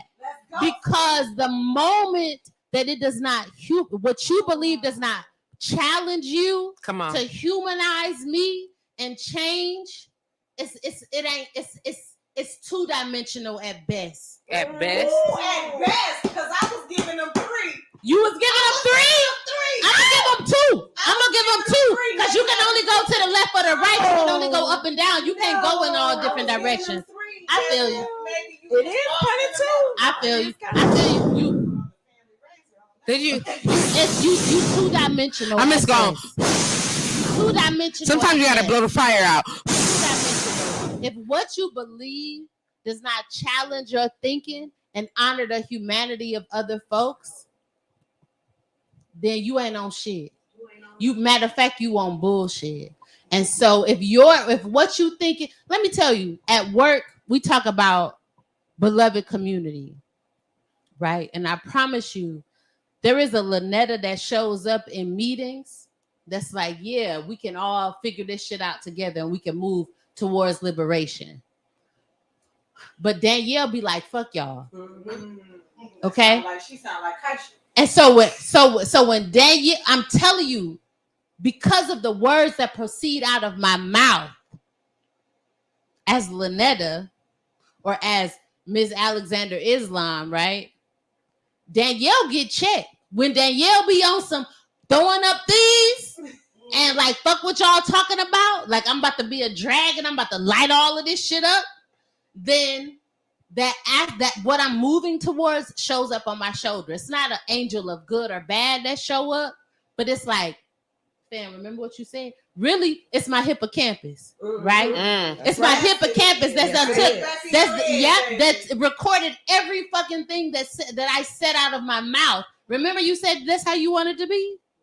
Oh, that ain't it right there. That's Metatron. Metatron. That ain't it right there. Metatron be like, my hippocampus show up and hold me accountable for who I said. It's one of my favorite words in the world. To do. Come on and now. So that's the other level to that. And I said all that to say, if what you believe objectifies me, relegates me to a position of inferiority to who you are, and if you think coming out of your religion that you are better than me in any aspect, I'm gonna tell you this: Yeshua said there is no man that's good, nobody good, nobody inherently bad. Come on, nobody good, inherently bad, right? So if we operate off of that, and you think you good and I'm bad, guess what? We ain't talking. We ain't got shit to talk about. Nothing. I'm not sitting at table with you. Ain't no communion. Listen. We not sitting down together because we sitting. If you ever see me sitting down talking to somebody, eating with them, I'm in communion with you. Come on now. Come on. And I deny you that privilege once I identify that you want some bullshit. You don't get to eat. I deny you the privilege, and you don't get to eat with me. Listen. And I have a question. I just got a question. I just got a question. You throwing shit? That. You throwing shit? She said, "Do I like to Baby, facts." I just have a question about that. In your experience, do you get labeled as negative? Yep. Do you get labeled as combative and all those other things? I'm a black woman. Uncontrollable. I'm a black woman. So I'm a black woman. All the time. So when I speak my mind, you automatically. And okay, hold up. I was raised by 7 women, so every time I talk, I'm loud. So let me be loud and telling the truth. I'm a problem. Yes. But that's okay because it is what it is. Remember what I told y'all I shared with a client. I'm not your magical Negro. I'm not coming in here. I'm not the magical Negro in the story. I'm not coming in to solve it. Yes. I'm probably really and truly following from my experience as a teacher. I'm a provocateur. I did this to 13-year-olds. I'm going to come in the room and I'm going to drop something. And I'm like, what y'all think about that? Mm-hmm. That's what I'm going to do. And then I'm going to walk away. And then whatever you come from that, whatever you put on that, you're probably projecting, that's your problem. And if you feel deeply about it, come holler at me. Let's go. Come holler at me. Let's reason one to another. But if you ain't going to do that, then what we talking about? What we talking about? Look here, my grandmother is a devout Jehovah's Witness. She's been a Jehovah's Witness as long as I've been alive. If I can look my grandmother in the face and tell her that just because I don't believe what you believe in, and maybe I'm crazy and maybe I'm hearing things, but the voices inside my head are motherfucking nice. And I want to stay here. Yeah. So I love you, but no, I'm good. Yeah. Yeah. If you can say that to Big Mama, then hey. You can say that to Big Mama. That's what it is. Anybody else, it is what it is. I find that a lot of Time we jump from one box to another. We say we don't want to be I see boxed you, in. Frank. We don't want to be boxed by this, but we jump from one box and into another box. I'm limitless. I am limitless. Don't put your limitations on me. Don't project your fears onto me. If you scared that I'm gonna take over, then take charge. That's all you got to do. Because I cannot. Did you look? I like that. Let me just pause you one time. Well, let me pause you. She needs to say it again. Can you just say that one more time? Just if you scared, what? If you scared that I'm gonna take Then over, do what? Take charge. And so Because stand I down. cannot wait. Stand down. Cannot wait. Stand down. Do you understand? That's what you what I'm saying. saying. And I If you stand. scared, if you scared, stand down. Stand down. I Baby. I welcome you, and it's not a dishonor to you at all, because I don't believe in gender roles. I don't believe in any of that shit. I believe in matriarchy. I don't know how many people believe in ma'at, but ma'at is a restoration of balance. Baby, you cannot have a man without a woman or a woman without a man. How do you create a child? How you create a baby? I only know one way to create a baby. Okay. And you need both of them. You need both of them to raise that child into wholeness. Otherwise, you got one side lacking if you ain't got both. That's what I do know. That's what I know. So when I show up as only truth and principle. I don't give a fuck what your opinion is. This is what it need to be. This is what it's supposed to be. This is how we restore balance. If you ain't with it, get the fuck out my way. So at that point, so I just want to interject again. Like, first of all, y'all know this fire is bananas, and if y'all not sharing this video, you also rabbit ass mine. I'm just saying right now, if you are not sharing it, you know what? It's been a minute since I've uploaded audio to any one of my platforms, but this audio is gonna be motherfucking uploaded all month because y'all dropping so many gems that the world just need to catch some of this good shit. Like all of that. So let's tap in real quick. You made a move. You made a move right here, and I'm there. Okay, I'm gonna give you the space, Lynetta. Go ahead, sis. Okay, Come bam. Come on. You have brought up. Someone had talked about roles. Oh, how did you know where I was going, sis? And then sis brought up the Maya, which is talking about balance. Come on. So then, what if I haven't learned anything in this marriage, in this iteration of marriage? Yes. Is fuck a role, right? I need a partner. Yes. I need balance. So whatever that is. If that looks like you bring home the bacon and I fry it up in a pan, or if that means I gotta go get this and then you do that, whatever it is, but at the end of the day, it should be balanced. And why is that important? Because the kids are watching. Right.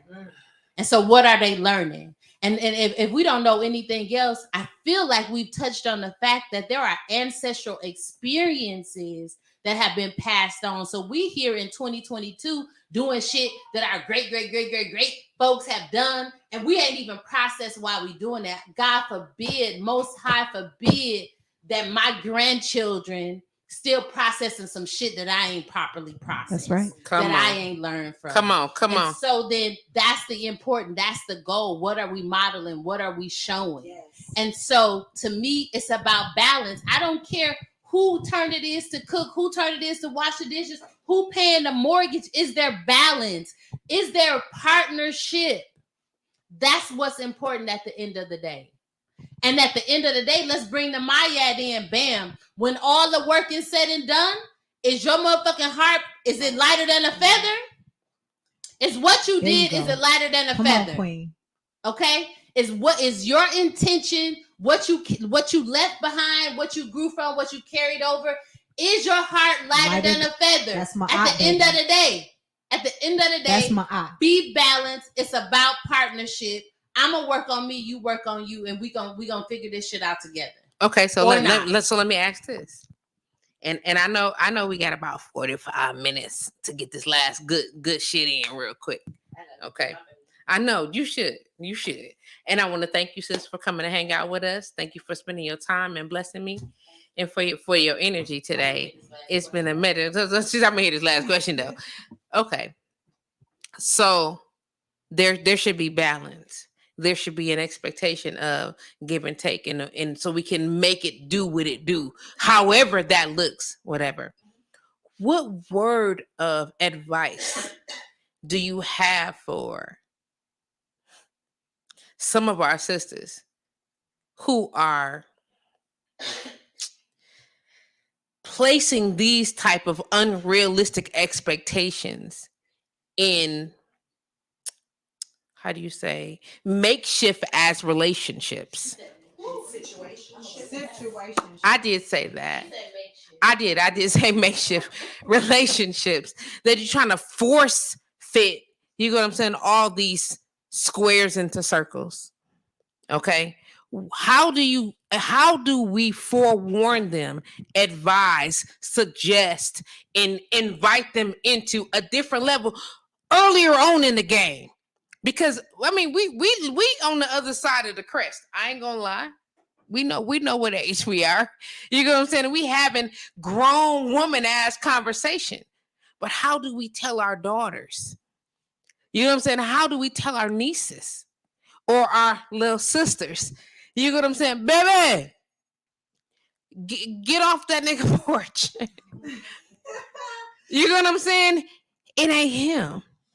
You know what I'm saying? He is incapable of whatever the case may be. Or you tell your son or your nephew or your little brother. You know what I'm saying? Walk fast, sir. Walk fast. Walk fast. It ain't her. You can't make somebody be ... How do we start imparting that at this age? Because nobody impart them shits into me. I didn't get that message. Nobody gave me that memo. How do we change that narrative from this point? I'm going to say again, just with what we've talked about with the self-awareness, it's got to be a radical change in self-awareness, because that is the only way, because it is lack of self-awareness and lack of self-love that is causing these people to try to make circles fit into triangles. It's not going to work. Come on now. Because you haven't healed, because your mother did this, because your father did this, because your grandmother said this to you, because the gallery of people who don't even fucking care about you said some things in your head that stuck, that made you try to transform yourself into this Barbie doll like plasticism. And it's fucking impossible. You do have to live and learn, but you do have to teach your daughters and your sons that love is not possession, that love is not obsession, that love is not a collection, that love is not repossession. I mean, pick a ession. It is not transgression. It is none of those things. It is, what do you want for yourself? And what complements what it is that you want for yourself? And that's it. And how long are you willing to go? Because it might be a minute until you get what complements what it is that you need, what you desire for yourself.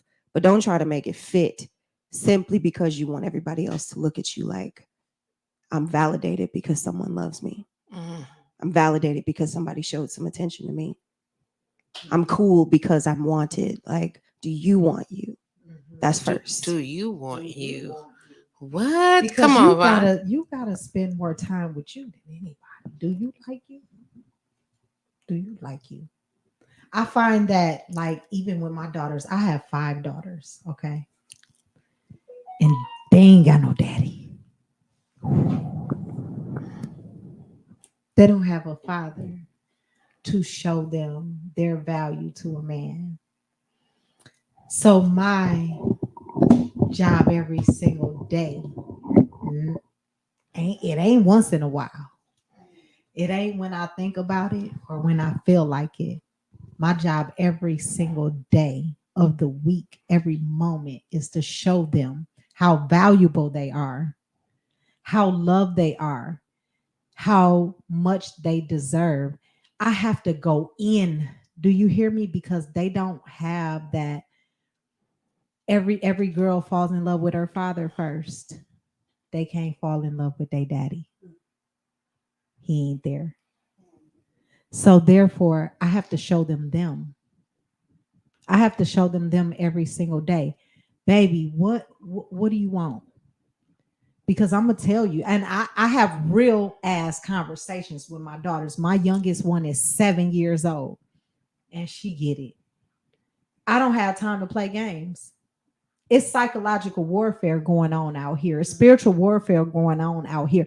I don't have time to play games with my daughters because they don't have that male guidance. They don't have it. So therefore, whatever role I got to play, I'm stepping into that shit. I don't give a fuck what I got to do. Period. But the very first thing that I started with is showing them. I asked them, what do you want? Do you like it? How do you feel about it? Yes. It shouldn't be what I like. Do you like it? I first started by not forcing nothing on my daughters. So family member come up and say, give me a hug. And my girls don't. No, you ain't got to do that, baby. Self-awareness starts first. What your spirit feel like. I have those conversations with my daughter. When he asked you for a hug, what did your spirit feel like? Mommy, I didn't want to hug him. Then don't. Facts. then don't. I trust my daughters. They are so much closer to the spiritual realm. When we come into this earth, we still remember certain things, right? I trust them. I trust their emotions. I trust their feelings. I don't force nothing. Them family members that say, "Tell me you love me," baby, do you love her? No. Well, then don't say that shit. Okay. So I have a question then. As a mother, do you then, well, I'm sure you do, because I have the complete opposite side of that spectrum.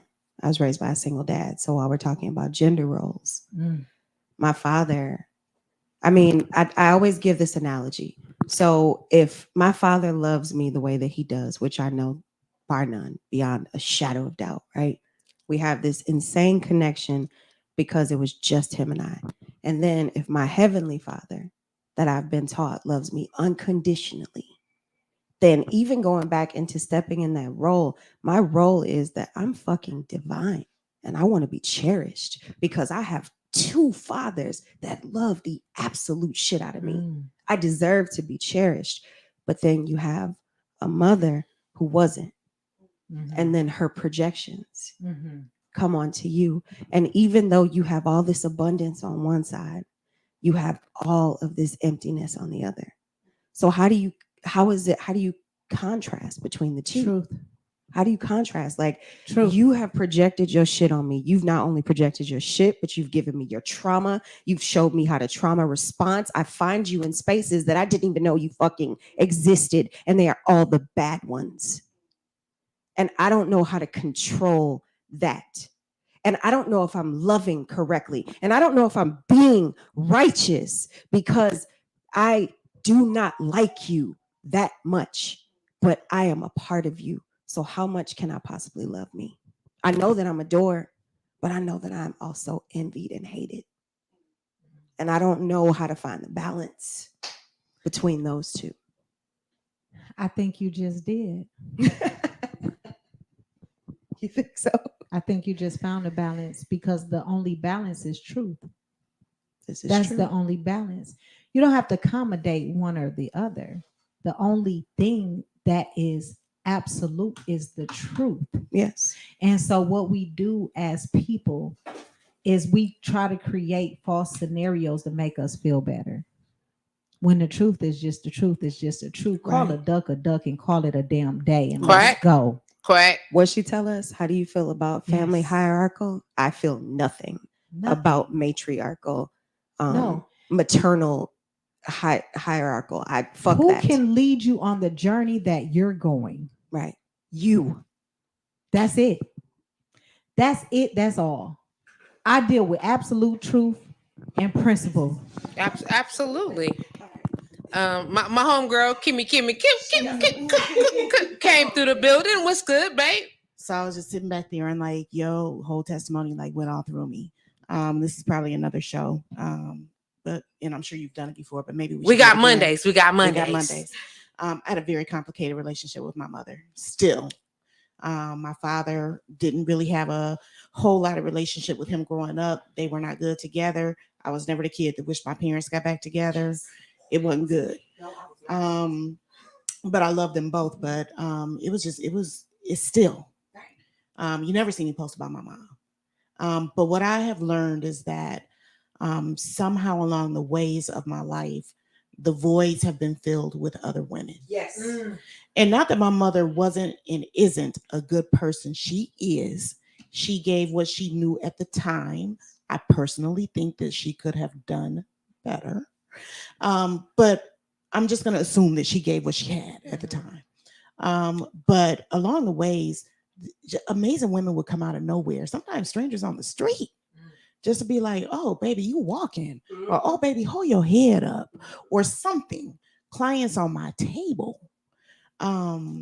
It just comes out of nowhere, like when I need it. But I have a client who's kind of a mentor to me. We don't even talk often, but I just watch her and emulate her ways when she's around. And I remember what she said to me was, determine the type of woman that you want to be and then practice. And I was like, yeah, but I don't want to be fake. Like, I ain't fake. And she was like, that's not being fake. You're practicing. Discover who you want to be and just practice being that. Don't emulate nobody else. Just let it flow from you. That helped me a lot. That really helped me a lot. The other thing is, and I say this to people about all different kinds of experiences, but especially that maternal one, is even if you haven't seen the example of what you want, how people say, I never seen a successful marriage, so I ain't gonna never get married. Create the experience that you want. So for me, I created that experience with my own daughters. And this is gonna sound crazy as fuck, right? But I'm gonna say this shit. Sometimes I be jealous. Like, do you hear me? Jealous. That's so okay. yeah, so it started out with like seeing y'all out with y'all mamas and going to get pedicures and all that. And then I started recreating that and all that. But really, y'all were teaching me what that relationship could look like. And then when I started doing it with my own children, I would be like, I wish I had with my mother what y'all got with me. So I am maturing to the point where it's not like envy. Like, I'm not jealous, like I'm mad, but I just wish I had it. I celebrated in y'all though. But I'm just so happy to be able to create that experience for them. And by doing so, creating it for myself. Facts. I wholeheartedly agree with that because I wrote a piece a long time ago that I was mad that I've had to trace every lovely woman that I've ever met to put together a mother. Girl, you doing something. But also when I told my daughter this story the other night, we have our emotional days, we have our mommy lolly days, we have our fun time, we laugh, giggle, whatever. But I told her, I said, when I became pregnant with you, I felt like I didn't deserve you. And she said, why would you think something like that? I said, now that you're here, I know that I can never live without you. But when I knew that I was having a girl, I felt like I didn't deserve you because I didn't know that I was going to be able to do it right. Fear. Right? I was afraid too. Mm-hmm. Both my daughters, both my kids are girls, but the fear. Yes. Like, I'm I gotta not get girly this right. enough. I don't wear this. Then I genderized it, right? Yeah. I genderized it because my aunt, she did the best that she could. My grandmother, she was the tomboy. I know we're not supposed to say that word anymore, but that's the closest one that I can think of in my head right now. But all of these wonderful women that have molded and shaped me into who I am, the most healing that I've received is from the love of my daughter. Absolutely. Yes. Absolutely. Yes. Woo, That is amazing. Cozy claps around the Yes. How much time we got? Yeah, we're good. Tasha James says, this is how I learned from other women. I lost my mom at 11 and was raised in foster care and the streets, but the women that came into my life, I'm so grateful for all of them. Listen, so as far as the mother thing goes, the matriarchal thing goes, I had an amazing mother, but I had to see her as exactly who she was, a woman. And my mother was a minister / Black Panther / Deacon of Justice, and there ain't no way she could have just stayed there to guide me the whole time. There ain't no way, because it was dangerous. And so my brothers and sisters took a different outlook than I took. So they have issues where I have empowerment. It's a good word. Where they feel like my mother lacked. I feel like she not only made a way for me, but she made a way for all of us. I don't look at her. My mother always told me at a very, very young age, and I didn't understand it when I was very, very young, but I kind of understood her. She said, I was a portal. God brought you here through me. And because God gave me assignments, I must fulfill. God will always take care of you. You be well. And you take care of yourself. And she put the power right in your hands by saying, you be well. Come on now. Whew. She taught me before she went on to her purpose. She taught me how to read in between the lines. She said, humans will do this. But sometimes they just feel like that. She said 99% of the things that people, the shit that people bring to you ain't got shit to do with you. Now that's true. It got something to do with them. Find out who you are and exemplify that shit. Come on now. She prepared me for her absence. Mm. She prepared me for her absence. So I felt her absence, of course, because she's my mother. She is the one that I thought would nurture me. But she said I was just a vessel. That's what I was. And now you must create a relationship with your divine so you can figure out what your purpose is, because you have a purpose. And your purpose ain't attached to nobody else. It ain't attached to me. Indeed. It ain't attached to your dad. It ain't attached to your brothers and sisters. It's all in you. And as much as I wanted to feel like my brothers and sisters, I just couldn't. Because I'm like, damn, somebody had to fight for everybody. Listen. Somebody had to fight for everybody.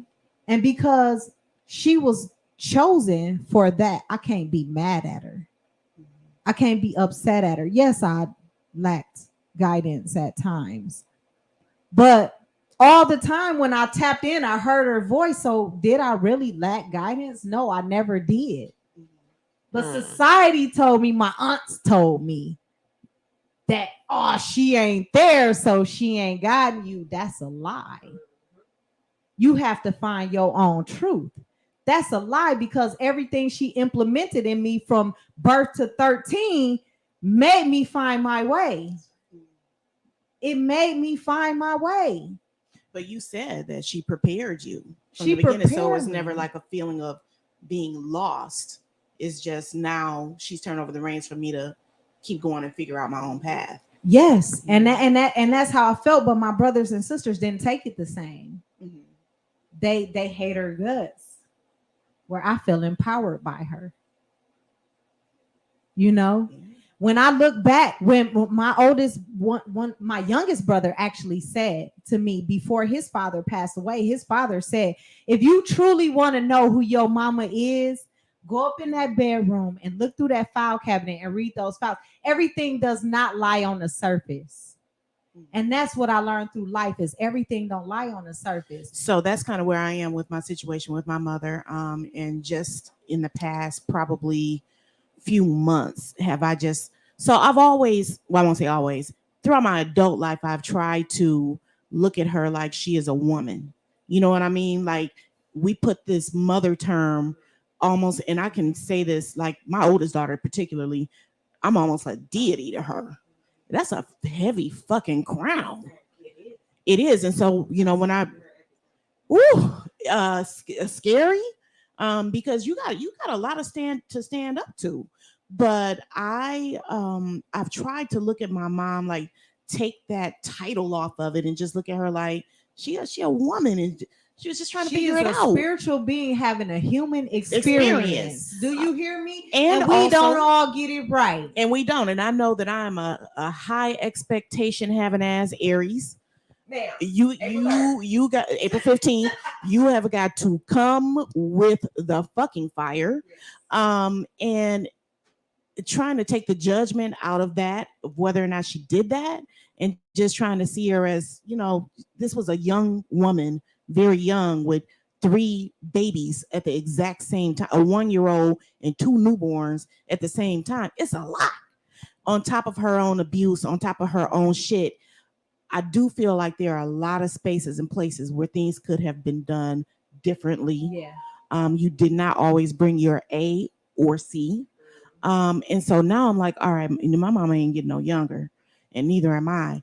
Maybe I got to really try to find a new way to look at this before I wind up somewhere on the floor of regret. Because you got to But it's release hard. yourself from that bondage. Come on now. Yeah. You have to release yourself from that bondage. There's an expectation that you had that has already come and passed. Mm-hmm. And now you just holding yourself hostage by that expectation. I learned that my mother was running from the freaking FBI. Do you hear me? She had 2 hits on her life that she survived. Listen, baby, where I need to help you hide. Because right now, whatever you could or couldn't do for me, You got it. You got it. Okay, so You I have got another it. question then, because when you say releasing yourself from that bondage, I am actively trying to repair the things that I haven't said out loud to my mother. And slowly she is opening up to it. She's a Virgo though. So a lot of it she doesn't want to hear about herself. And I do, and I had that ego death with my father and recognizing that he was a human. And I needed to have it with my mother because that's where my most trauma is. So my sister and brother, they do the same things. Like, oh, you're mama's favorite. I'm like, no, I'm mama's nicest because I want to know who she is. So every time we have conversations, it feels like an attack because that's the only way that she knows how to respond. Mhm. It feels like she's criticizing me. It feels like she right. It feels right. Like it, but that's where you learn to give grace though, right? But that bondage feels a lot like attack because it's like, okay, I'm gonna keep on loving you. I'm gonna keep on loving you because I know that you're a human. I'm gonna tell you when you hurt my feelings, but I'm gonna keep on loving you. So it looks a lot like I'm still sustaining scars from being your daughter. Like even in trying to get to know who you are and understanding outside of yourself and the title and this deity position that I've put you in, that you are still human, but you are fucking mean. Maybe that's the difference. So maybe that's the difference. Because maybe that's the difference, and I have to apologize because wait a minute, dude. Yeah. Do you know this lady? I have to draw back a little bit because I have to realize that everybody does not have the same experience. And when I say give that total forgiveness, sometimes, like I say, you got to just deal with the You truth. can only fight me so many I just had a sweetheart who happened to be fighting for her life. That's it.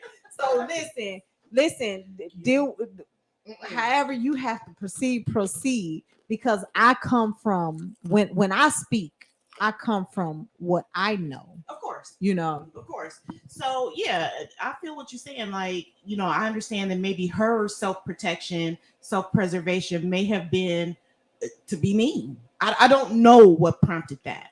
But I know what it did to me.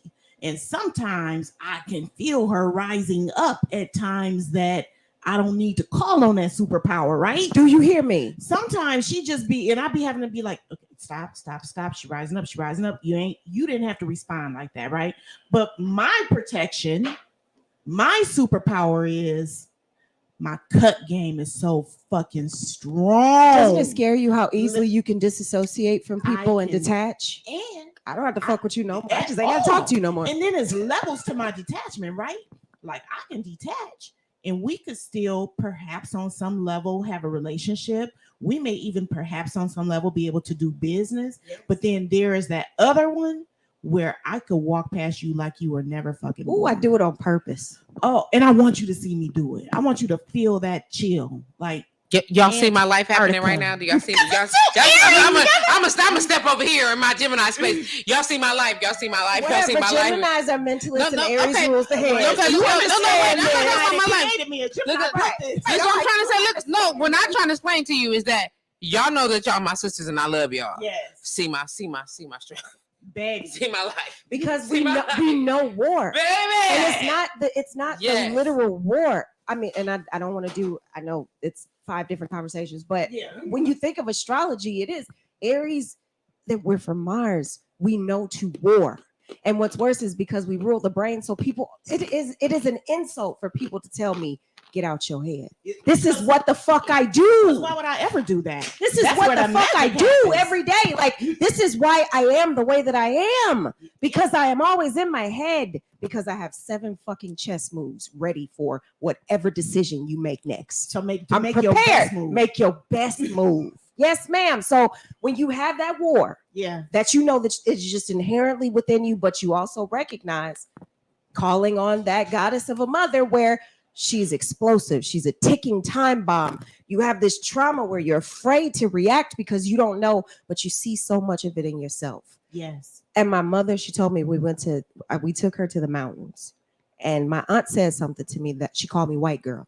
And I don't like being called white girl. And I've been called white girl my entire life. No, but my mother is so beautifully dark. And people don't understand that I was born the wrong color. Okay. They laugh at me like, what? No, I was born the wrong color. My sister and my brother look like my mother, and I look nothing like her. My father had a color complex, so he was like, this beautiful black woman, ain't nobody gonna question my baby. And then you got this red howling child that come out. But that's a different story. Then you call upon this where you're almost proud to have it because you know that it is self-sustaining, It is. that it is protective, It is. but you also know that it is fucking carnage. It is. It is carnage. It is. And then going back to the just a taint of the biblical discussion y'all were having for years. And even sometimes now, I'll be like, Lord, please do not let this relationship with my mother send me to hell. You know, and I know it's foolishness. I know it is. And the cut game is to protect me sometimes, but it's also grace for her. Yes. I should say grace for the recipient because it ain't always her. It's also grace for the recipient because if I open up my whole self, it probably ain't gonna be good for you. I can Yes. say that y'all. I'm so sorry when I say this. But Listen. my cutoff game is strong. So I have to commend because I don't know what it is for that to be a mother. I only know what that is to be a grandmother. Mhm. And that's why I ain't got no grandmama. Okay. But I decided at a young age that I would not take abuse That part. from people that So were I'm supposed to pave a way for so me. what I'm loving about your story is how you got all these messages so young. I was grown with gray hair before I knew that I didn't have to take that shit. So you know what? I think it's all from last year. Mhm. Last year, I had the roughest year. One of the roughest years of my life, where the divine got in my face and said, "What you gonna do?" And asked me to take it back to my childhood. And I had to start from the day that I was born. I was born dead. I had a death certificate before I had a birth certificate. My mother resurrected me.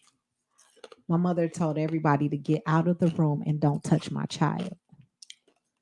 And she brought me back to life. My name was Afua at birth. It was changed to Yvonne. It was about, I didn't have a name for about 2 months. It was changed to Yvonne. But what I learned in that was that I was a healer. And I learned a lot of things by going back to the beginning. So a lot of those strengths that you see, I saw as necessities to my survival. It wasn't what I wanted to do. It was what I had to do to live. Because my mother at the age of 13 went on her journey. And I was like, all right, it's cool. So you going over there. So then like, what about me? And there was no answers. You gonna figure it out. You belong I love to the the empowerment divine. of just having the ability to figure it out. Because for us, it was march straight, march left, take a right, go straight again, go left. And so I didn't know how to make a decision for myself. I didn't know how to make a choice. I didn't know that that was even an option that you could do that. So this person that I am right now, I think my mom is really amazed, impressed. She feels disrespected. She feels proud. She feels angry.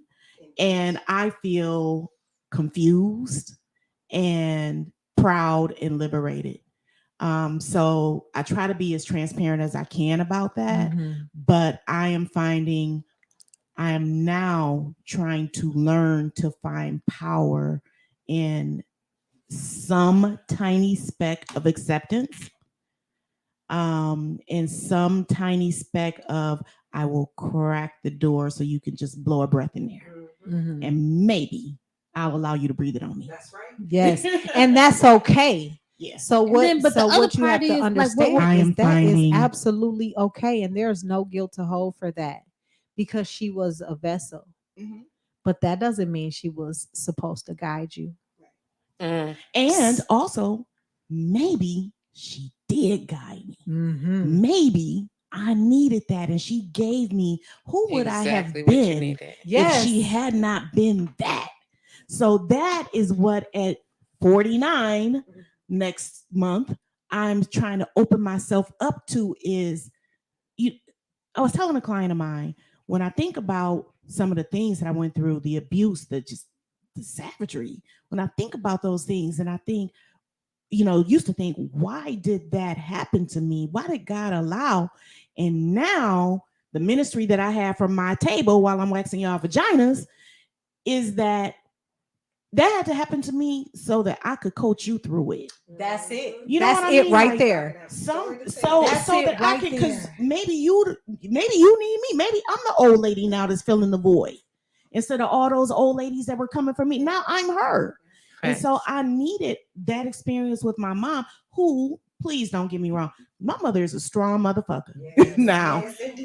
Now what she is strong. Is she resourceful? And she's smart. Have you ever stopped and asked her story? We have had You conversations have? about more than Okay. one. Good. But back to my airy shit, like that still don't allow you to put your shit on me. How you badly behaved. You know what I'm saying? Because listen, I was treated bad too. But one thing about my daughters, it ain't a better bitch. You won't find two better ones than that one. I will worship them. They ain't got to worship me. Girl, because listen, your girls are absolutely amazing, but you were the person that was indoctrinated to break that generational curse. True story. And so right. So when you were born, when you were birthed, God said we're gonna break that with you. And I so received because your daughters are very empowered. Listen, child. Some of us had to be. If it couldn't have been me, it got to be them. They gotta be better than you. And then That's our job. no one would look at you and think that you had that brokenness. No one would look at you and think that, because you started to break the curse with yourself and you're finishing off with your daughters.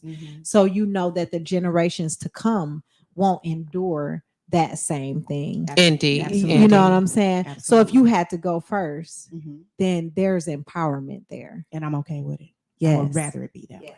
So guest Vontae Star said, thank you, ladies. Y'all really made me look at my birth mom different, giving me more understanding and answers. Now, this is a guest that I had, I don't think it was last week, I think it was the week before last, who had endured some extreme trauma in now his life, that had been experiencing a major change in understanding how he was born and what that looked like, and spent a lifetime thinking that he was gay when he actually found out that he was not, that he was born both sex, and trying to make that decision and understanding what that like, and then explaining some of the trauma that he experienced with his mom. Explaining some of the situations that he has experienced with some of his family, and you guys are really opening up some of the doors and understanding. Like, if nothing else has happened about today, that has been amazing. Today's conversation has been just magnificent. Like, this right here is why we are having these conversations. I just want to speak to Vontae right now, and I just want to speak life into you, Vontae. I love you because our journeys kind of mirror. I didn't have a gender identity. I knew that I was not supposed to be a girl when I was a kid, and I prayed to the divine. I was like, what did you do? I can remember as a young child saying, what the heck did you do? Because you did something wrong. Because all I wanted to do was what the boys did, and everybody tried to box me in and say girls are supposed. Listen, when my mama put me on dresses, I felt like a drag queen, and I used to be like, if you don't get this shit off of me right now, please, somebody. But that shit is real. It's real. Indeed. You don't know where your soul came from. You don't know where your spirit came from. We are spiritual beings having human occurrences, okay? So we don't know what our spirit was before. I have a whole daughter who spoke in a English accent from the time that she could talk. Daddy, I got to pay. That is how she spoke when she was potty training. Daddy, this is $50 pay right here. You do not know. You do not know where those souls come from. You don't know where our souls come Indeed. from. Our souls can be hundreds of thousands of years old. We don't know. But in Vontae's case, there was a physical, like not Yes. just the spiritual. Like there it a was physical. it was definitely So I didn't catch all of that show. Born with I didn't two catch it either. genders, right, correct? right. Okay. And someone selected for him. And then work. Yes. So was one of the genders like just internal organs, and then something a different physical manifestation? According to the conversation that he and I had, no, they were both external. There were some very clear differences, but he had both. Okay. And but somewhere along the line there were some changes made for him. And then when he decided to walk in what he felt like is his true self, and his masculine, he learned other things as he was making physical changes because he was raised physically as a girl. Okay. And when he decided it's time to make some changes, and I want this done, I want that done, his doctor was like, hey, I got questions about this. Hey, I got questions about that. Let's tap into what that looks like, and did a little bit more digging, like DNA digging, and was like, hey, these chromosomes, fam, did you know? Yeah. And so he found out. You know what? What a blessing. And exactly. What a blessing. And I was trying to explain that. I'm like, could you imagine like all of your life growing up in a family where same-sex relationship behavior was like the ultimate no. Oh, You understand what I'm saying? Like absolute, this is, you cannot, the whole nine, okay? And brought a shame into it, to his mindset, his heart, or whatever. And then growing up thinking, damn, I'm gay. And I can't tell nobody. Yeah, but I didn't and how do I select feel You like this? selected it for me. And it was selected, and then finding out I wasn't gay at all. I'm not gay. I'm actually heterosexual. It was such an amazing story. That is such an I amazing was story. able to catch some of that, but I just, what I've learned is Call from. are we over time? No, we got a call coming in. To accept, press 1. To send a voicemail, press 2. Very things that bless us. Yes. So while Thanks it for sounds knocking on the complicated radio. for me to How can I say help what a you? blessing to a situation like that, that had to be terribly It's me, difficult babe. growing up with. Mm-hmm. God bless It's you. me. That's why I And say Turn off the background. Turn off the background. give each other grace and mercy Mhm. the same You way ready? you would give it to yourself. We got about 6 And minutes. that's why I decide to live in truth and principle, Okay. because if you don't stray outside of truth or principle, then you won't have all the disgruntlement. Mhm. Okay, so I got a call. I want to go ahead and take the call. Thank you for logging on blowradio.com. Welcome to Mondays, baby. It's your girl live with JustPatrice. We're in the building. Vontae, is that you? Yes, it is.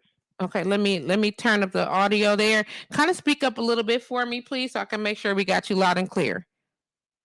Yes, it is. Okay, there we go. Come on, what you got? What you got to say, love? I just want to say thank you, ladies, so much. It's very amusing to hear the things that you guys are saying, and you just don't know how much y'all is really helping me more and more in my journey. I just want to say thank you so much. That's it. I just want to send you lots of myrrh. Myrrh is love. Lots of divine energy on your journey. I do understand. I may not understand it all. I don't have all of the details, but I know that you are loved and you are divinely created. And so there were no mistakes made. When they say that God made no mistakes, he didn't start with you, baby. God ain't start with you. Believe that and live as you truly intend to live. Love and blessings to you. I just want to empower you to just, you're not crazy. Your thoughts are valid. Your feelings are justified. Your desires matter. You are important. And you move how you move, and you move with your discernment, because ultimately it's about your experience and no one else's. Thank I you. just want to say to you, thank you for sharing your story and how blessed you are that God has presented you with this situation from which you have learned, and that you are in an empowered position to teach and to be able to bless other people. Thank you in advance for the growth and the energy and the openness that I know you're going to share. Be blessed with that. Vontae! I'm here. I'm just in tears. Thank I you. was gonna say Vontae wipe the tears. I know. You know I love you, right, bro? Love you too. Back at you, sis. Indeed. I will be. I hope to have you back. And we talking about the 1st of April. Remember we talked about that. Got you. All right. Now we'll continue our story, continue our conversation. And thank you for calling in. I appreciate you. Love you, Vontae. Love you, ladies too. All right. I swear, when you think I'm never gonna I'm out of here on this radio show shit. Cause baby, it be something to get it together. But when we get here and we get to have these conversations and we get to provide an opportunity for people to hear, it's not just me. Mm-hmm. And when I say not just me, I mean in reference to them in their lives. Mm-hmm. You know what I'm saying? It's not just you. You know what I'm saying? That there are other people. There's relative situations happening. Somebody you can talk to, somebody you can understand, and the clarity that just sharing provides, the connectivity that just sharing provides. I swear, I love y'all.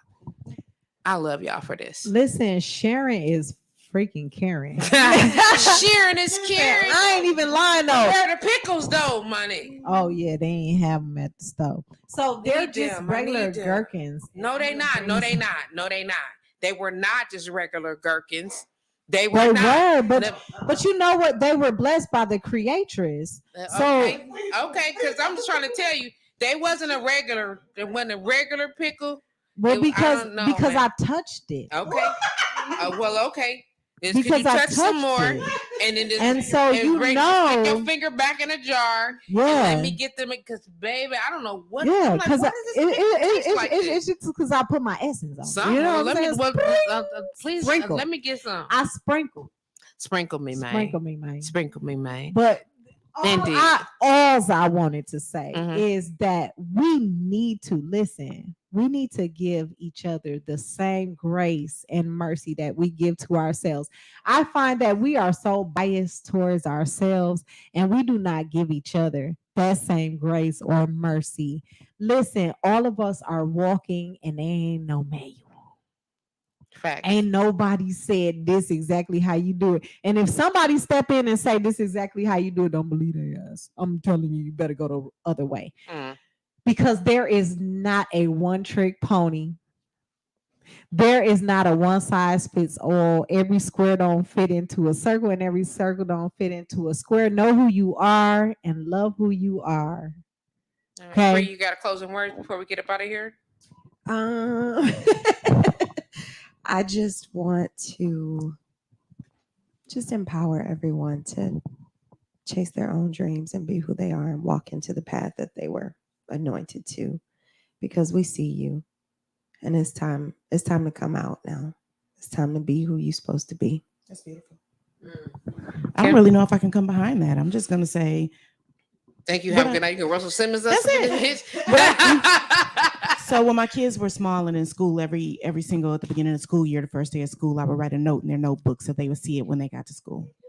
Do you? And it would just say, do your best work. And that's it. Whatever that means for you, do your very best. That's it.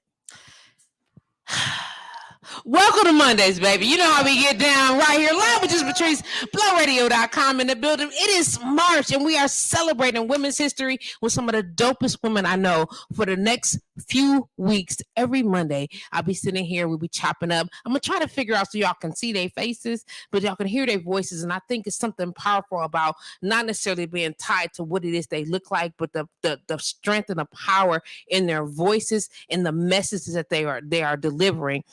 Just that understanding so you can relate to without tying to what's the word I'm looking for? Expectations or restrictions. I don't want you to box my girls in based on how beautiful they fucking are. You get them? I'm just saying because they find it a bitch. It's a pleasure to sit here with y'all. Shout out to KRS Hair and Wax Studio Balance Cocktail Lounge for allowing us to be in the building. 832 East Locust Street for this magical. Shout out to tonight's drink that was called Royal Tea. It was called Royal Tea, which is a little spin on the drink menu that they have here. It's called the Whiskey Honey Iced Tea. Anyway, you get what I'm saying? It's a little trace on it. Little trace on it. That's all. But if you want a little something, come through every Saturday. From noon to 6, the bar is actually open. We'll be spending our hours very, very soon. Stay tuned to that. Follow the salon at KRSHairandWaxStudio.com. Learn a little bit more about Balanced Cocktail Lounge on all social media platforms because that's where you deserve to be, as well as live with JustPatrice, BlowRadio.com. Shout out to the master himself, Homer Blow, BlowRadio.com for having us. And until next week, y'all, you know how it is.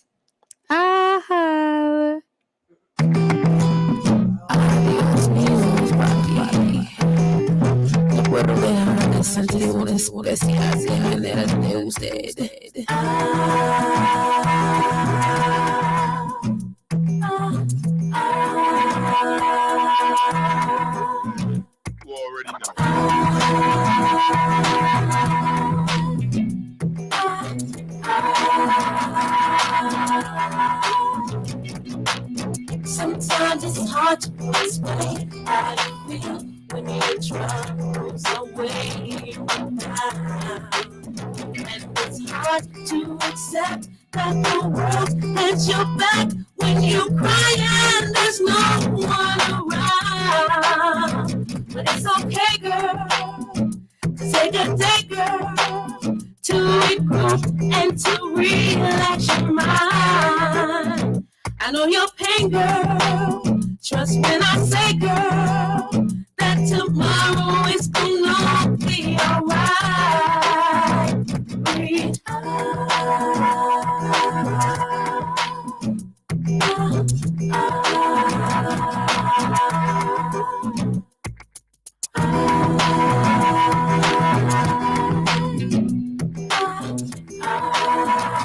Just breathe. Nobody said it'd be easy. You're working hard to take care of your baby. And the way the world's set up, even when your man gives up, you got to keep it moving on. So it's okay, girl. Take a day, girl, to regroup and to relax your mind. I know your pain, girl. Trust when I say, girl, that tomorrow is gonna be alright. Just breathe.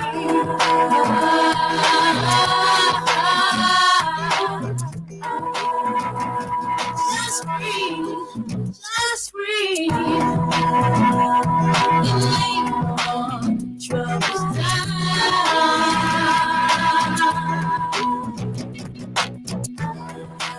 When you're tired of all the drama, makes me wanna